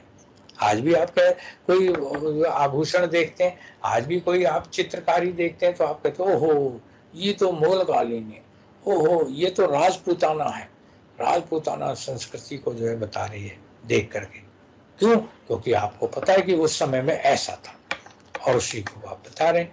इसी तरह से वृंद के समय में लगभग 300 वर्ष पहले कैसा जो है उस समय के लोग जो है क्या करते थे, कैसे कपड़े पहनते थे, इस पर जो है विचार किया जा सकता है, उसमें देखा जा सकता है। उन्होंने चर्चा की है, उन्होंने बाकायदा इन सब चीजों की अपनी कविता में चर्चा की है, जिसको की तो उन्होंने अपनी कविता के उसमें, पर उसको पढ़ करके ये तो अंदाजा लगाया जा सकता है ना कि उस समय पुरुष कैसे वस्त्र पहनते थे, स्त्रियां कैसे पहनती थी, पुरुष क्या आभूषण पहनते थे, स्त्रियां क्या आभूषण पहनती थी, कैसे वस्त्र थे, इसका तो अंदाजा लगाया ही जा सकता है क्योंकि उन्होंने उसकी चर्चा की है।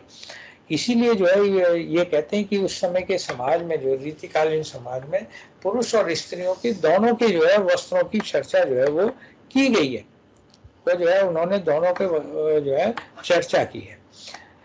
उस समय की स्त्रियां बहुत सुंदर वस्त्राभूषण पहनती थी। शहरी स्त्रियों के वस्त्र क्या होते थे, शहरी और ग्रामीण में भी उन्होंने अंतर करा है। शहरी स्त्रियां कैसे वस्त्र पहनती थी, केसर की साड़ी, सोसनी साड़ी, जड़ाऊ साड़ी, डोरिया साड़ी, ये उनकी साड़ियां थी। मतलब नाम है ये साड़ियों के, ये तो पुरानी है, बहुत महंगी साड़ी होती होंगी जहां तक मैं समझ रहा हूँ संस्कृति के हिसाब से। पर जयपुर की महारानी की अभी कुछ 100 टाइम पहले डेथ हुई थी, तो उनका आया, गायत्री देवी, उनका आया था कि उनकी एक साड़ी की कीमत 10 लाख रुपए है आज की। ये तो कुछ 50-60 साल, 70-80 साल पहले की बात है वो महारानी। ये तो डेथ तो अभी हुई है, कुछ वर्ष पहले की बात है। 10 लाख रुपए की कैसी साड़ी होगी, सोना जड़ा पड़ा होगा, उस पर नक्काशी हो रखी होगी। ये भी इसी तरह की साड़ी थी। ये साड़ियों के नाम है, केसर साड़ी, सोसनी साड़ी, जड़ाऊ साड़ी, मोतिया, ये जो है इस तरह की डोरिया साड़ी, ये सब साड़ियों की क्वालिटियां हैं। फिर वो क्या ग्रामीण स्त्रियां क्या पहनती थी, ओढ़नी, लहंगा, चुनरी, दुपट्टा, अंगिया, कंचुकी, ये ग्रामीण स्त्रियों के वस्त्र अलग थे। समाज में तो था शहरी और ग्रामीण का अंतर। अगर आप देखेंगे, बिहारी पढ़ेंगे तो आप देखेंगे कि बिहारी ने गांव की स्त्रियों को गंवार कहा है। उनको, उनके लिए जो कहते हैं वो गंवार शब्द यूज करते हैं। वो शहरी की स्त्रियां अलग हैं। तो वस्त्राभूषण की दृष्टि से भी दोनों का अलग अलग था उनका वो। फिर वो कहते हैं कि भाई जो आभूषण क्या पहनती थी, हीरे का हार पहनती थी, नौसा हार पहनती थी, मोतियों का गजरा पहनती थी, कंगन पहनती थी, चूड़ी पहनती थी, बाजूबंद था, नूपुर आदि ये सब जो है धारण करती थी। ये उस समय की स्त्रियां जो थी वो इस तरह के वस्त्र आभूषण पहनती थी। पुरुषों के लिए क्या था कि पुरुषों के जो वस्त्र थे उनमें, जो पुरुषों के वस्त्रों में जो था वो ये था कि पुरुष जो थे वो मखमल का सेहरा, मखमल की जूती, कोट आदि जो है पहना करते। शादी वादी में अगर जाते थे तो इस तरह के जो है उनका जो है वो रहता था, पहनावा इस तरह का रहता था कि जो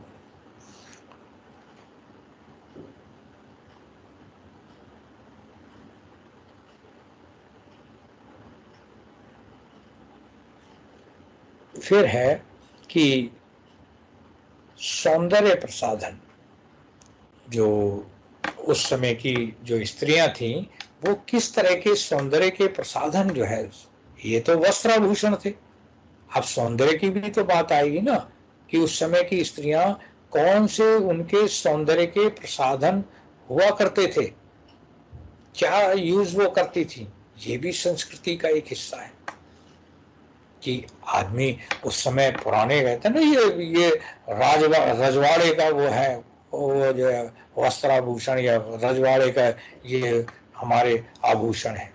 सौंदर्य प्रसाधन जो थे वो क्या था कि सौंदर्य प्रसाधनों में भी उस समय जो लोक संस्कृति के बहुत बड़े हिस्से थे, और उसमें भी उन्होंने उसकी जो है चर्चा की है। बहुत सी ऐसी चीजें जो उस समय की संस्कृति में जो है वो प्रचलित थी, कि जो कि उस समय की जो समाज है उसका हिस्सा बनी हुई थी।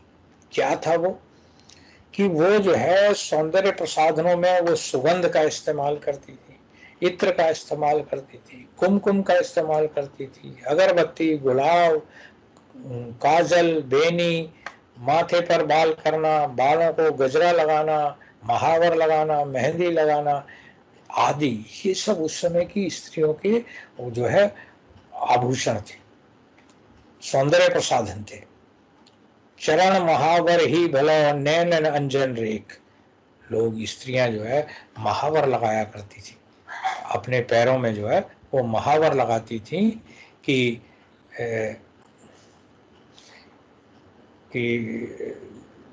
उस समय की संस्कृति में। आज तो नहीं है, आज तो इसे कोई देखेगा तो कहेगा अरे क्या गुमार, ये क्या है।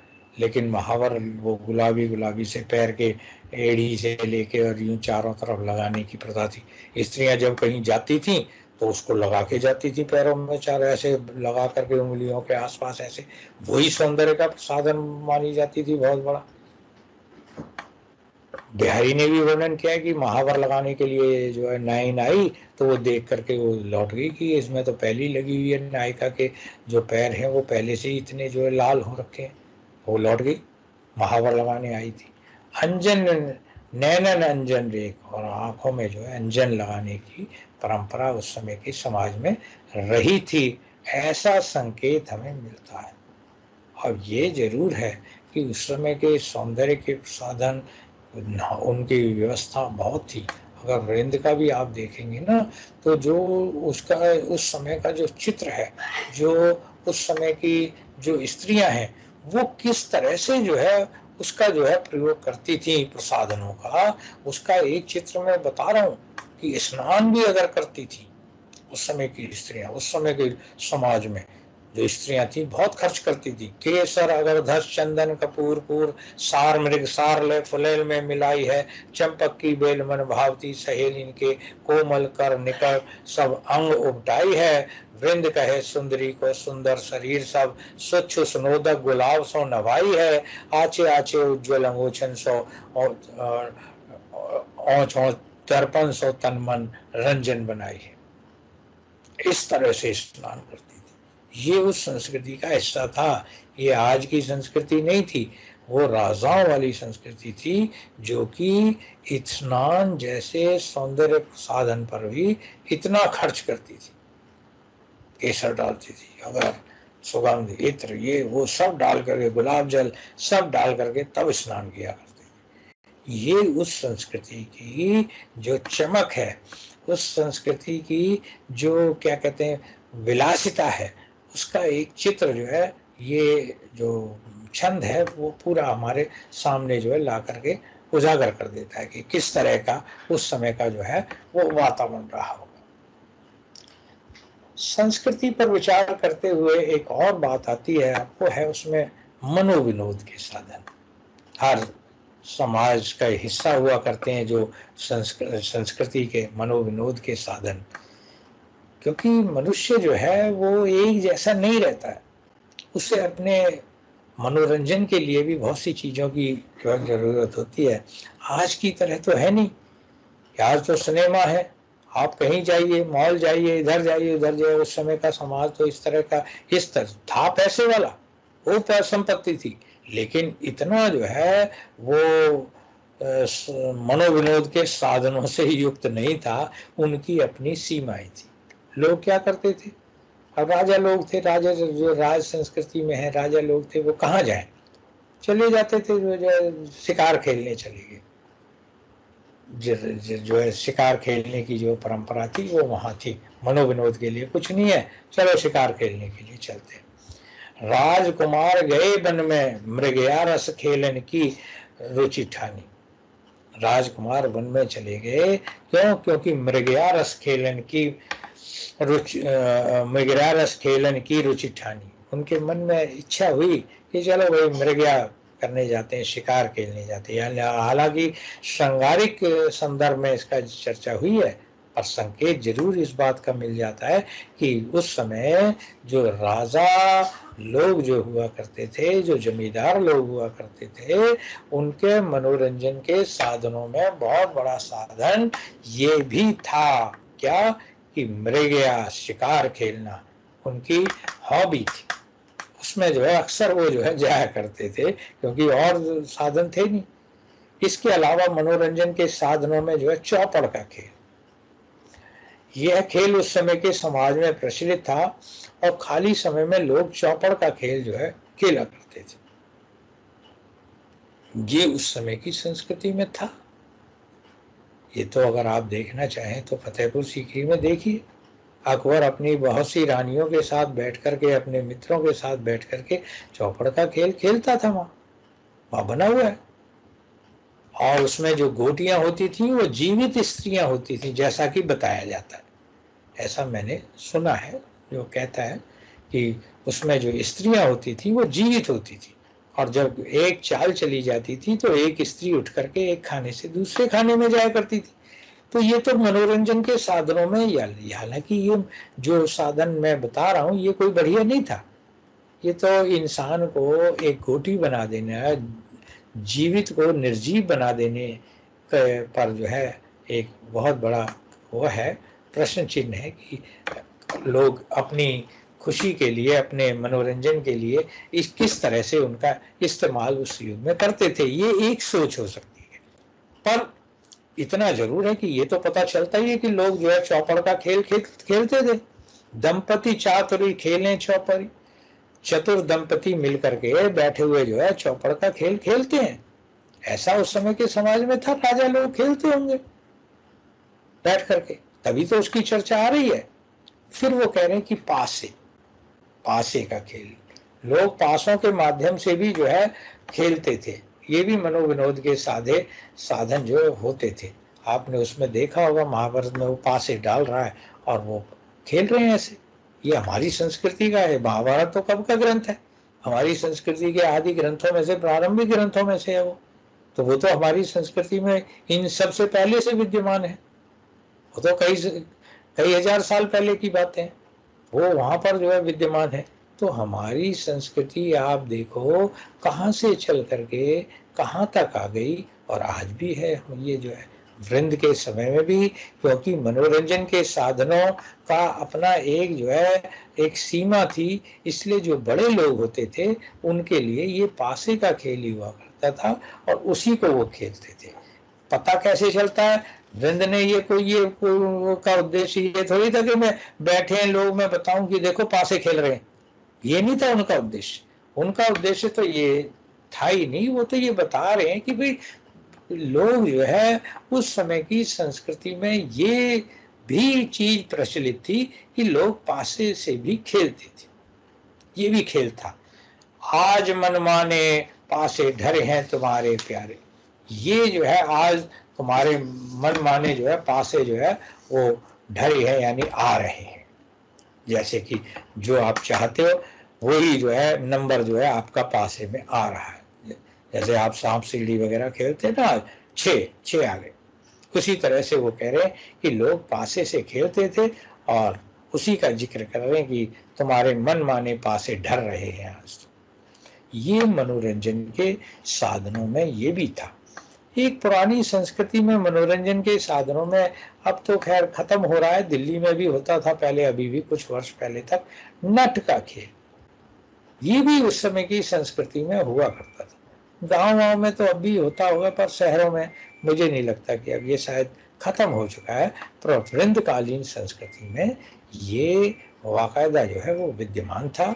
लोग डट का खेल देखते थे, खुश होकर के वहां पर जाते थे, क्योंकि उससे मनोरंजन होता था। एक पतली सी एक रस्सी पर कैसे जो है चला जा सकता है अभ्यास के द्वारा, ये उसमें वो जो है कह रहे हैं।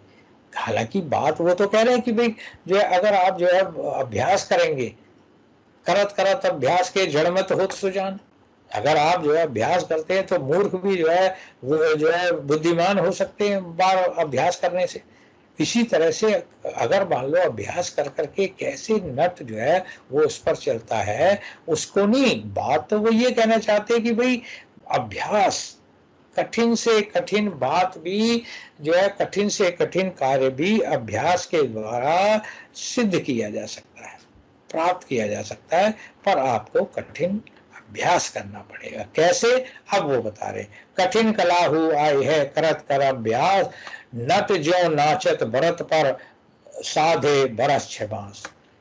6 महीने में, साल भर में 6 महीने में जो है एक नट भी जो है वो इतना अभ्यास करते करते इतना अभ्यस्त हो जाता है कि वो जो है एक भरत माने रस्सी भरत थोड़ी रस्सी से मोटी होती है, पता नहीं आप लोगों ने देखी नहीं है, लेकिन झूला डालने के लिए भरत का इस्तेमाल किया जाता है ग्रामीण संस्कृति में। पतली रस्सी नहीं, मोटी होती है, वो ज्यादा मोटी होती है। अगर देखा हो तुमने तो जैसे सफेदी वाले लोग होते हैं ना, वो कई बार जहाँ जाने का रास्ता नहीं आता तो झोटा बना के वो मोटी सी वो रस्सी जो बंधी हुई होती है उससे नीचे लटकते हैं, वो फिर वो बना करके बैठने का, उतनी मोटी जो होती है उससे कहते हैं भरत, झूले के काम आती है वो, गाड़ियों में ऊपर से बांधने के काम आती है वो। तो उस भरत पर जो है वो चलने लग जाता है अभ्यास से। तो ये उस समय के मनोरंजन के साधन रहे, उस समय के, ऐसा जो है हमें उसमें मिलता है, संकेत मिलता है जो उस समय की संस्कृति के हिस्से है।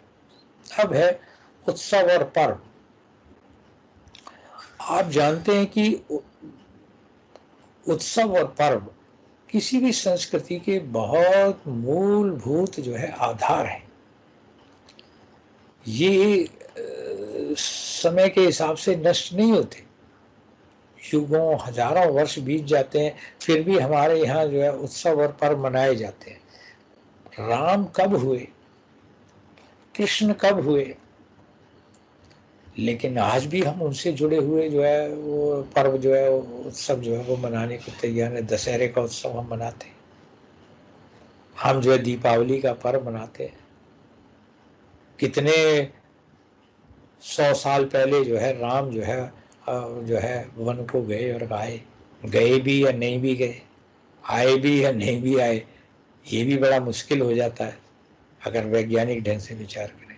पर हमारी संस्कृति में विचार चल रहा है, ये खत्म नहीं हुआ। आज भी हम उतने उसी उत्साह से, उसी जोश के साथ, उसी उमंग के साथ धीरे धीरे उन सब उत्सव और पर्वों को मनाते हैं। क्यों? क्योंकि वो हमारी संस्कृति का आज भी हिस्सा है।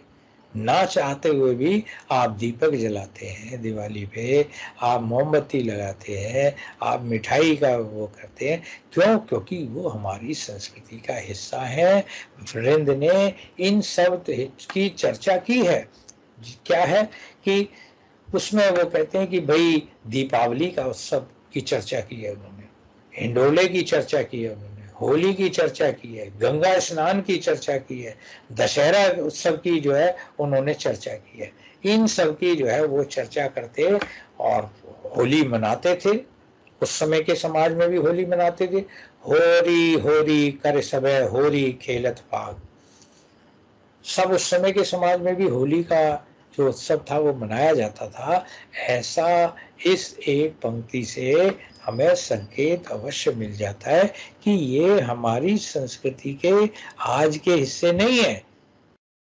ये हजारों वर्षों से, जब से हमारी संस्कृति चली है तब से ये हमारी संस्कृति से जुड़े हुए हैं और ये आज भी हमारे साथ हैं। ये वृंद के समय भी हमारे साथ थे। लोग जो है हिंडोला झूलते थे, हिंडोला एक झूला है, सावन के महीने में जो है झूला जाता है, हिंडोले पे झूला करती हैं स्त्रियां, जो है झूला करती हैं। लोग गंगा स्नान को जाते हैं, गंगा स्नान कतकी पर्व हुआ करता है, आज भी वो हुआ करता है। लोग गंगा स्नान करने के लिए जाते हैं और एक जो है स्नान में ही जो है करोड़ों पाप जो है वो सब धुल जाते हैं लोगों के, ऐसा लोग मानते हैं। गंगा स्नान की आज भी परंपरा, जिन दिनों में जो है गुरु नानक का वो होता है, उस दिन वो होता है गंगा स्नान, दशहरा जो है मनाया जाता है। हमारे यहाँ पर गंगा स्नान के लिए जो है वो लोग जो है आज भी जाते हैं। तो ये हमारी संस्कृति के हिस्से हैं। दीपावली मना रहे हो आप, दशहरा मना रहे हो आप, और होली आप मनाते हैं, आज कहाँ नष्ट हुए ये तब भी थे, ये वृंद से पहले भी थे, ये वृंद के समय में भी थे, ये आज भी हैं और ये आगे भी रहेंगे। कुछ चीजें इसीलिए तो कहा जाता है कि ये हमारी संस्कृति के हिस्से हैं, ये किसी भी युग में समाप्त होने वाले नहीं है। ये अलग बात है कि उनकी जो तीव्रता है वो कम या अधिक हो सकती है समय के हिसाब से, पर वो चलते रहते हैं। इनका वर्णन करना वृंद का कोई उद्देश्य नहीं था। वो ये थोड़ी करने के लिए कविता लिख रहे थे कि मैं आपको बताऊं कि होली खेलते थे या नहीं खेलते थे। इनका वर्णन करना वृंद का उद्देश्य नहीं था, पर फिर भी अपने विषय की बात करते हुए, समाज का चित्रण करते हुए, जाने अनजाने वृंद की कविता में ये सब बातें जो है वो आती चली गई। और इसीलिए जो है ये कहा जाता है कि जो वृंद हैं उनकी कविता में हमें लोक संस्कृति के, लोक जीवन के कुछ तत्व जो है, कुछ बातें जो है वो मिल जाती हैं अगर हम उन पर विचार करें तो, ध्यान से अध्ययन करें तो वृंद के काव्य में उस समय की संस्कृति झलकती हुई नजर आती है। समाप्त।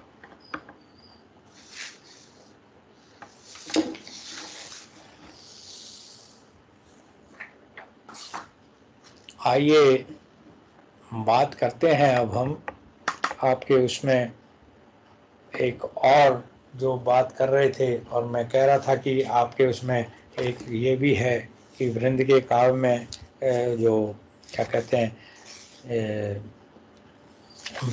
नीति काव्य परंपरा पर विचार कीजिए और उसमें वृंद का स्थान जो है वो निर्धारित कीजिए। तो नीति काव्य परंपरा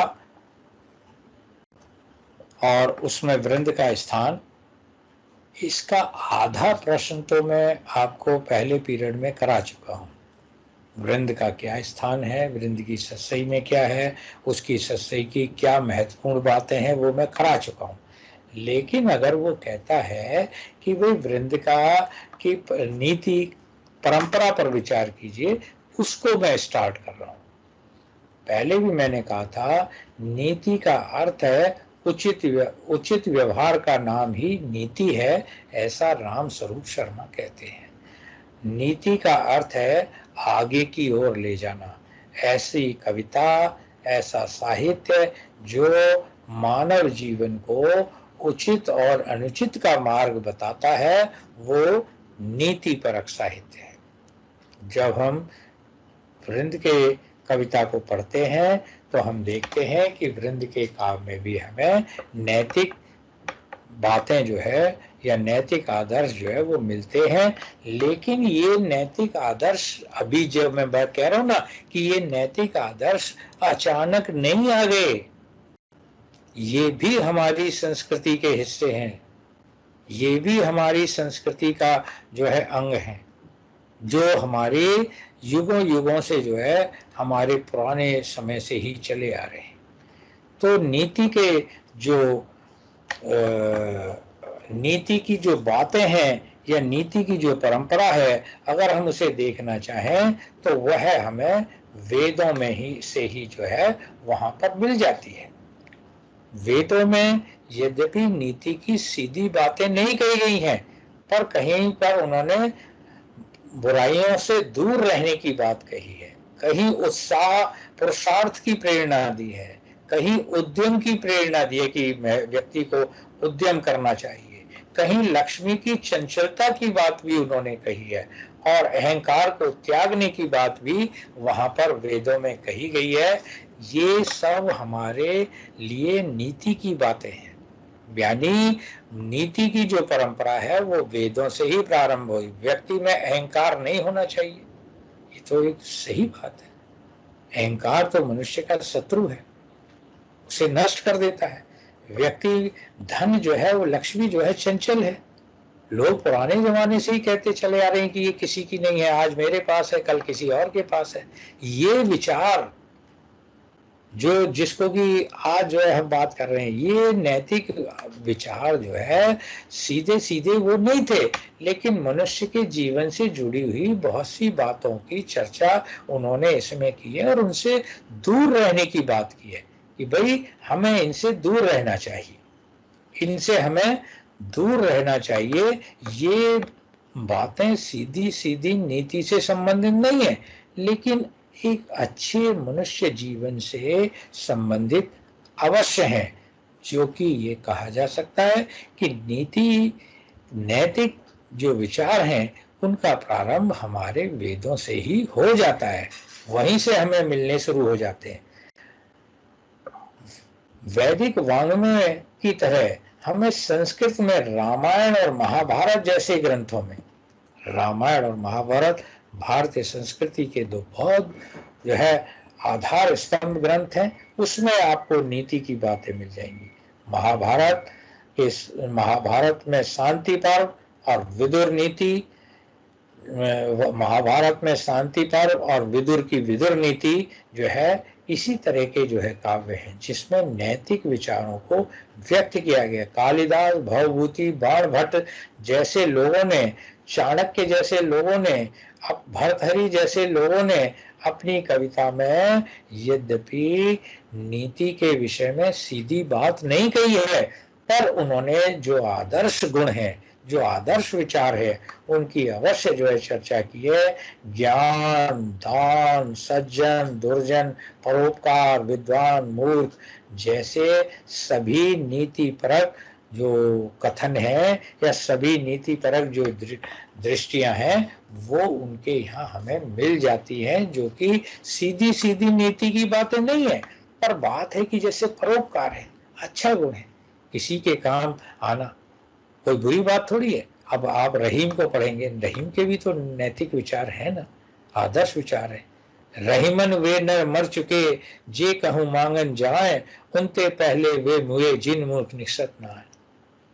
वो कहते हैं कि जो मांगने जाते हैं वो तो है ही मरी गए पहले, अपने स्वाभिमान, आत्मसम्मान सबको वो अपना नीचे गिरा करके तब वो वहां जाते हैं मांगने के लिए। आदमी कितना झुक जाता होगा जब किसी से मांगता है, उसकी नजरें, उसका आत्मसम्मान, उसका मनोबल कितना गिर जाता होगा, तब जाकर के वो किसी के आगे हाथ फैलाता है।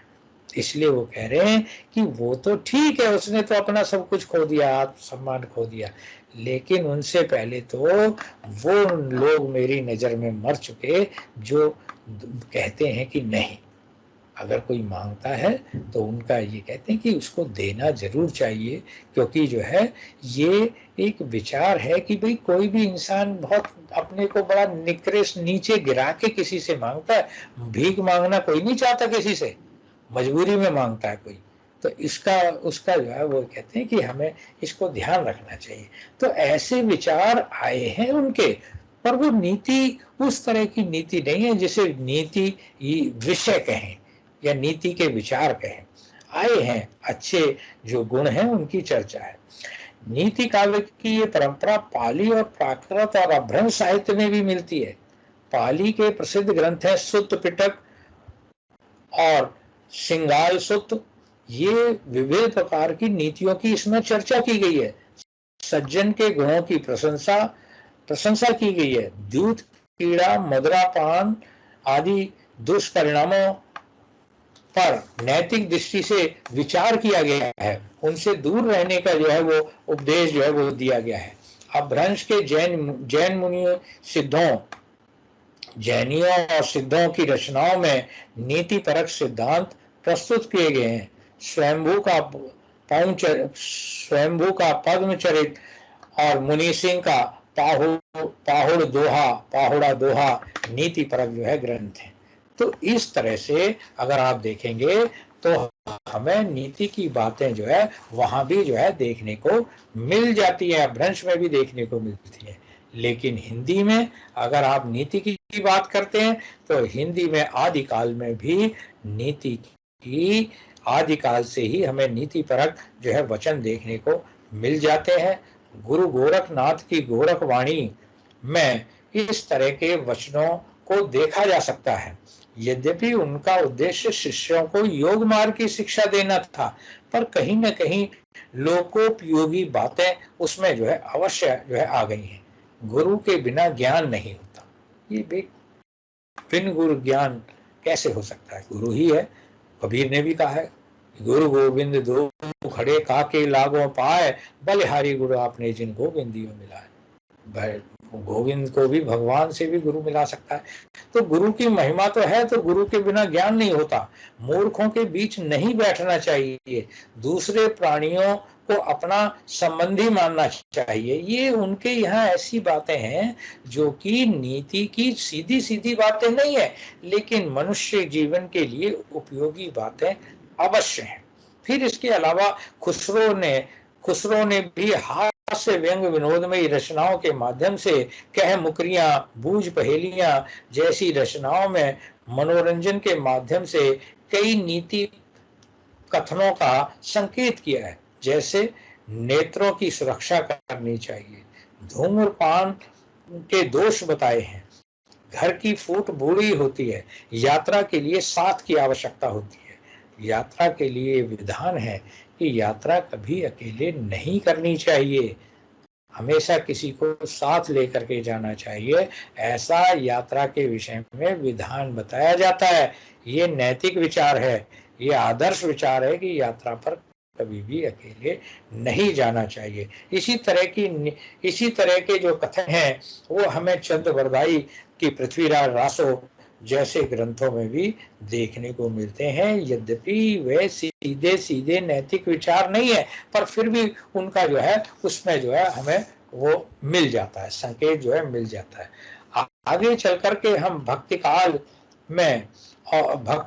काल में रीति की, राम भक्ति और कृष्ण भक्ति और सूफियों और संतों के यहाँ भी नीति से संबंधित बहुत सी बातें जो है वो देख लेते हैं। इस काल में हमें पद्मनाभ, उदयराज, तुलसीदास, सुंदरदास, देवीदास आदि कवियों के यहाँ हमें इस तरह की बातें जो है मिल जाती हैं। बहुत से ऐसे भी कवि हैं, रहीम, गंग, नरहरि, मनोहर, टोडरमल आदि ऐसे भी कवि हैं जिनके यहाँ हमें नीति से संबंधित कुछ जो है शुद्ध नीति की बातें भी मिल जाती है। एक ऐसा भी वर्ग है जिन्होंने कि कर्नेश, तानसेन, अमृत कवि, ये आदि इस तरह के कवि हैं जिन्होंने भक्ति काल में आकर के काव्य करते हुए भी नीति की कुछ बातों की चर्चा की है। तुलसी की दोहावली, रहीम की दोहावली आदि ऐसी ही रचनाएं हैं जो कि नीति परक कही जा सकती हैं। नीति के विकास पर विचार करते हुए अगर आप देखेंगे तो नीति काव्यधारा का सर्वाधिक विकास जो है वो रीति काल में आकर के ही हुआ। रीति काल में हमें जो नीति के कई रूप देखने को मिलते हैं, कई तरह के वर्ग जो है देखने को मिलते हैं। लगभग 5 वर्गों में इस काल में नीति को विभक्त किया जा सकता है। पहले प्रकार के प्रमुख कवियों में आते हैं, जो प्रमुख कवियों में आते हैं, प्रमुख कवि आते हैं। इसके उपरांत अन्य वर्ग के अनुवादक कवि आते हैं। फिर श्रृंगारी कवियों के काव्य में नीति है, फिर संग्रह ग्रंथों में नीति है, फिर फुटकल नीति कवि है। इन 5 वर्गों में नीति कवियों में सबसे विशिष्ट स्थान शुद्ध नीति परक कवियों का है, जिन्हें हम नीतिकार कवि के रूप में जानते हैं। और उनमें है जो है उनमें गिरधर कविराय, दीनदयाल गिरी, बेताल, सम्मन और वृंद आदि आते हैं। रीतिकाल की परंपरा के यही जो है मुख्य जो है आधार स्तंभ है। गिरधर कवि राय का नीति के विषय में गिरधर कवि राय का जो नाम है वो बहुत स्पष्ट रहा है, उसको सब लोग जानते हैं। गिरधर की कुंडलियों के नाम से सब लोग उन्हें जानते हैं। शिव सिंह सरोज में 1770 में इनका जो है जन्म जो है बताया गया है कि संवत 1770 के आसपास इनका जो है जन्म हुआ था। शुक्ल जी इन्हें 1800 के उपरांत मानने के लिए कहते हैं। गिरधर अपनी कुंडलियों के कारण जो है बहुत चर्चित रहे। इन्होंने अपनी कुंडलियों में गांव, जाति, परिवार, राजदरबार आदि की कैसी नीति का पालन करना है, इन सब बातों की ओर संकेत किया है।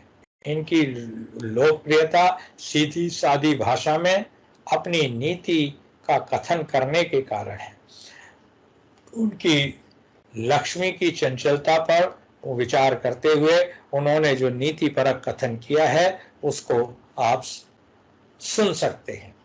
दौलत पाए न कीजिए सपने हु अभिमान, चंचल जल दिन चार को ठाउ न रहत निदान, ठाउ न रहत निदान जियत जग में जस लीजे, मीठे बचन सुनाए विनय सभी की कीजे, कह गिरधर कवि राय अरे यह सब घट दौलत, पाहुन निस दिन चार रहत सभी की दौलत।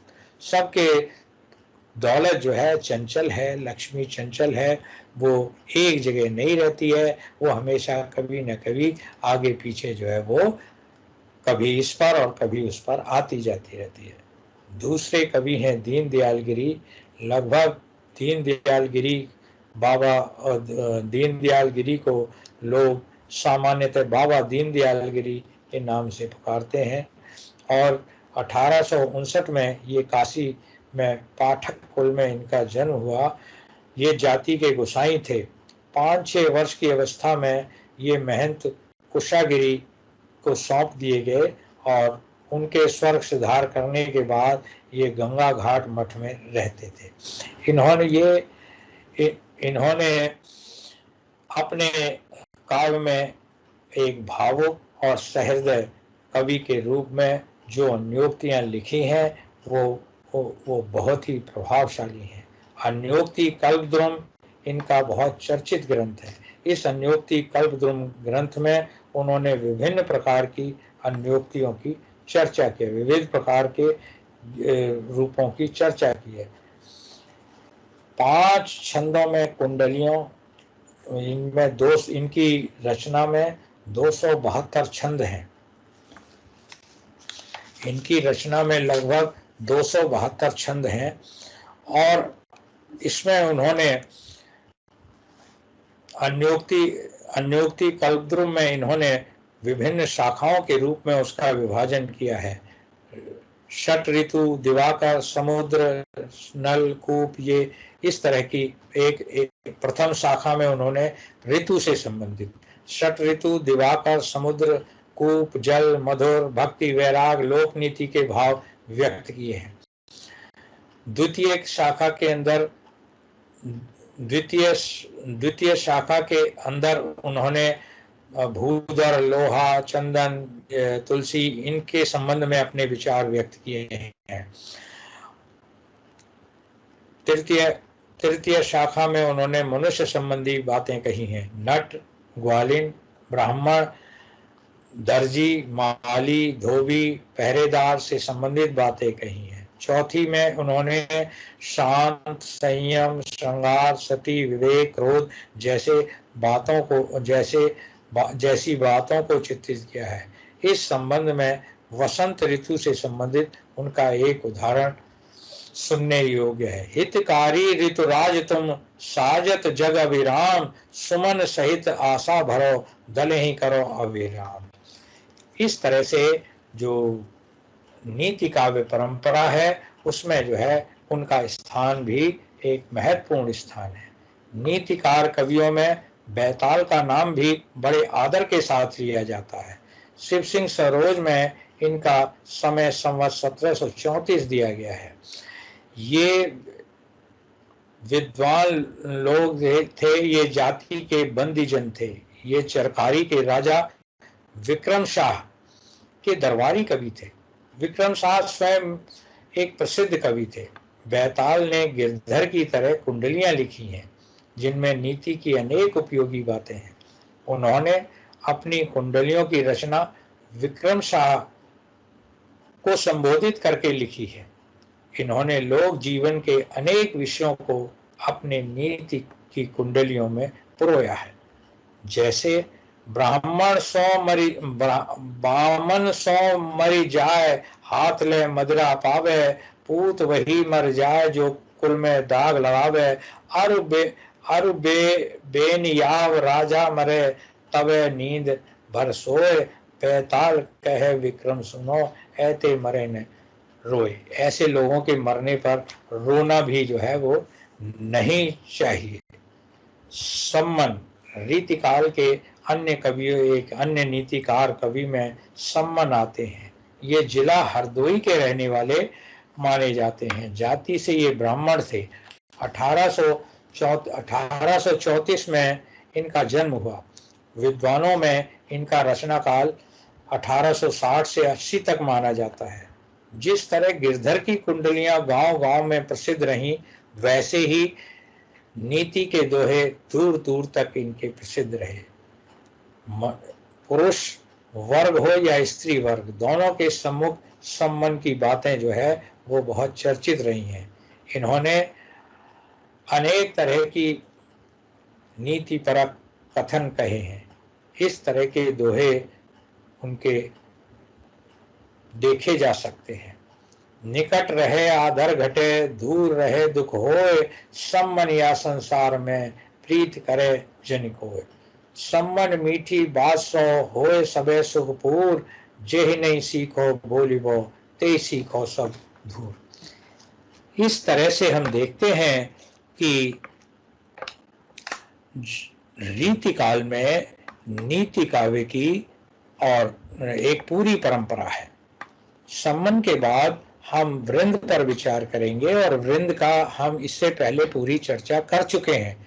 आप वृंद और उनकी ससई के विषय में बताएंगे, संक्षेप में उनके नैतिक आदर्श बताएंगे और उन नैतिक आदर्शों की चर्चा करते हुए उनकी नीति ससई की क्या मूल बातें हैं, वो जो पॉइंट मैंने बताए थे आपको, आप वो लिखेंगे तो आपका नीति काव्य परंपरा में वृंद का स्थान निर्धारित हो जाएगा। इस तरह से आप जो है वैदिक काल से लेकर के वृंद तक जब उसकी बात करेंगे तो नीति काव्य परंपरा में वृंद का स्थान निर्धारित हो जाएगा।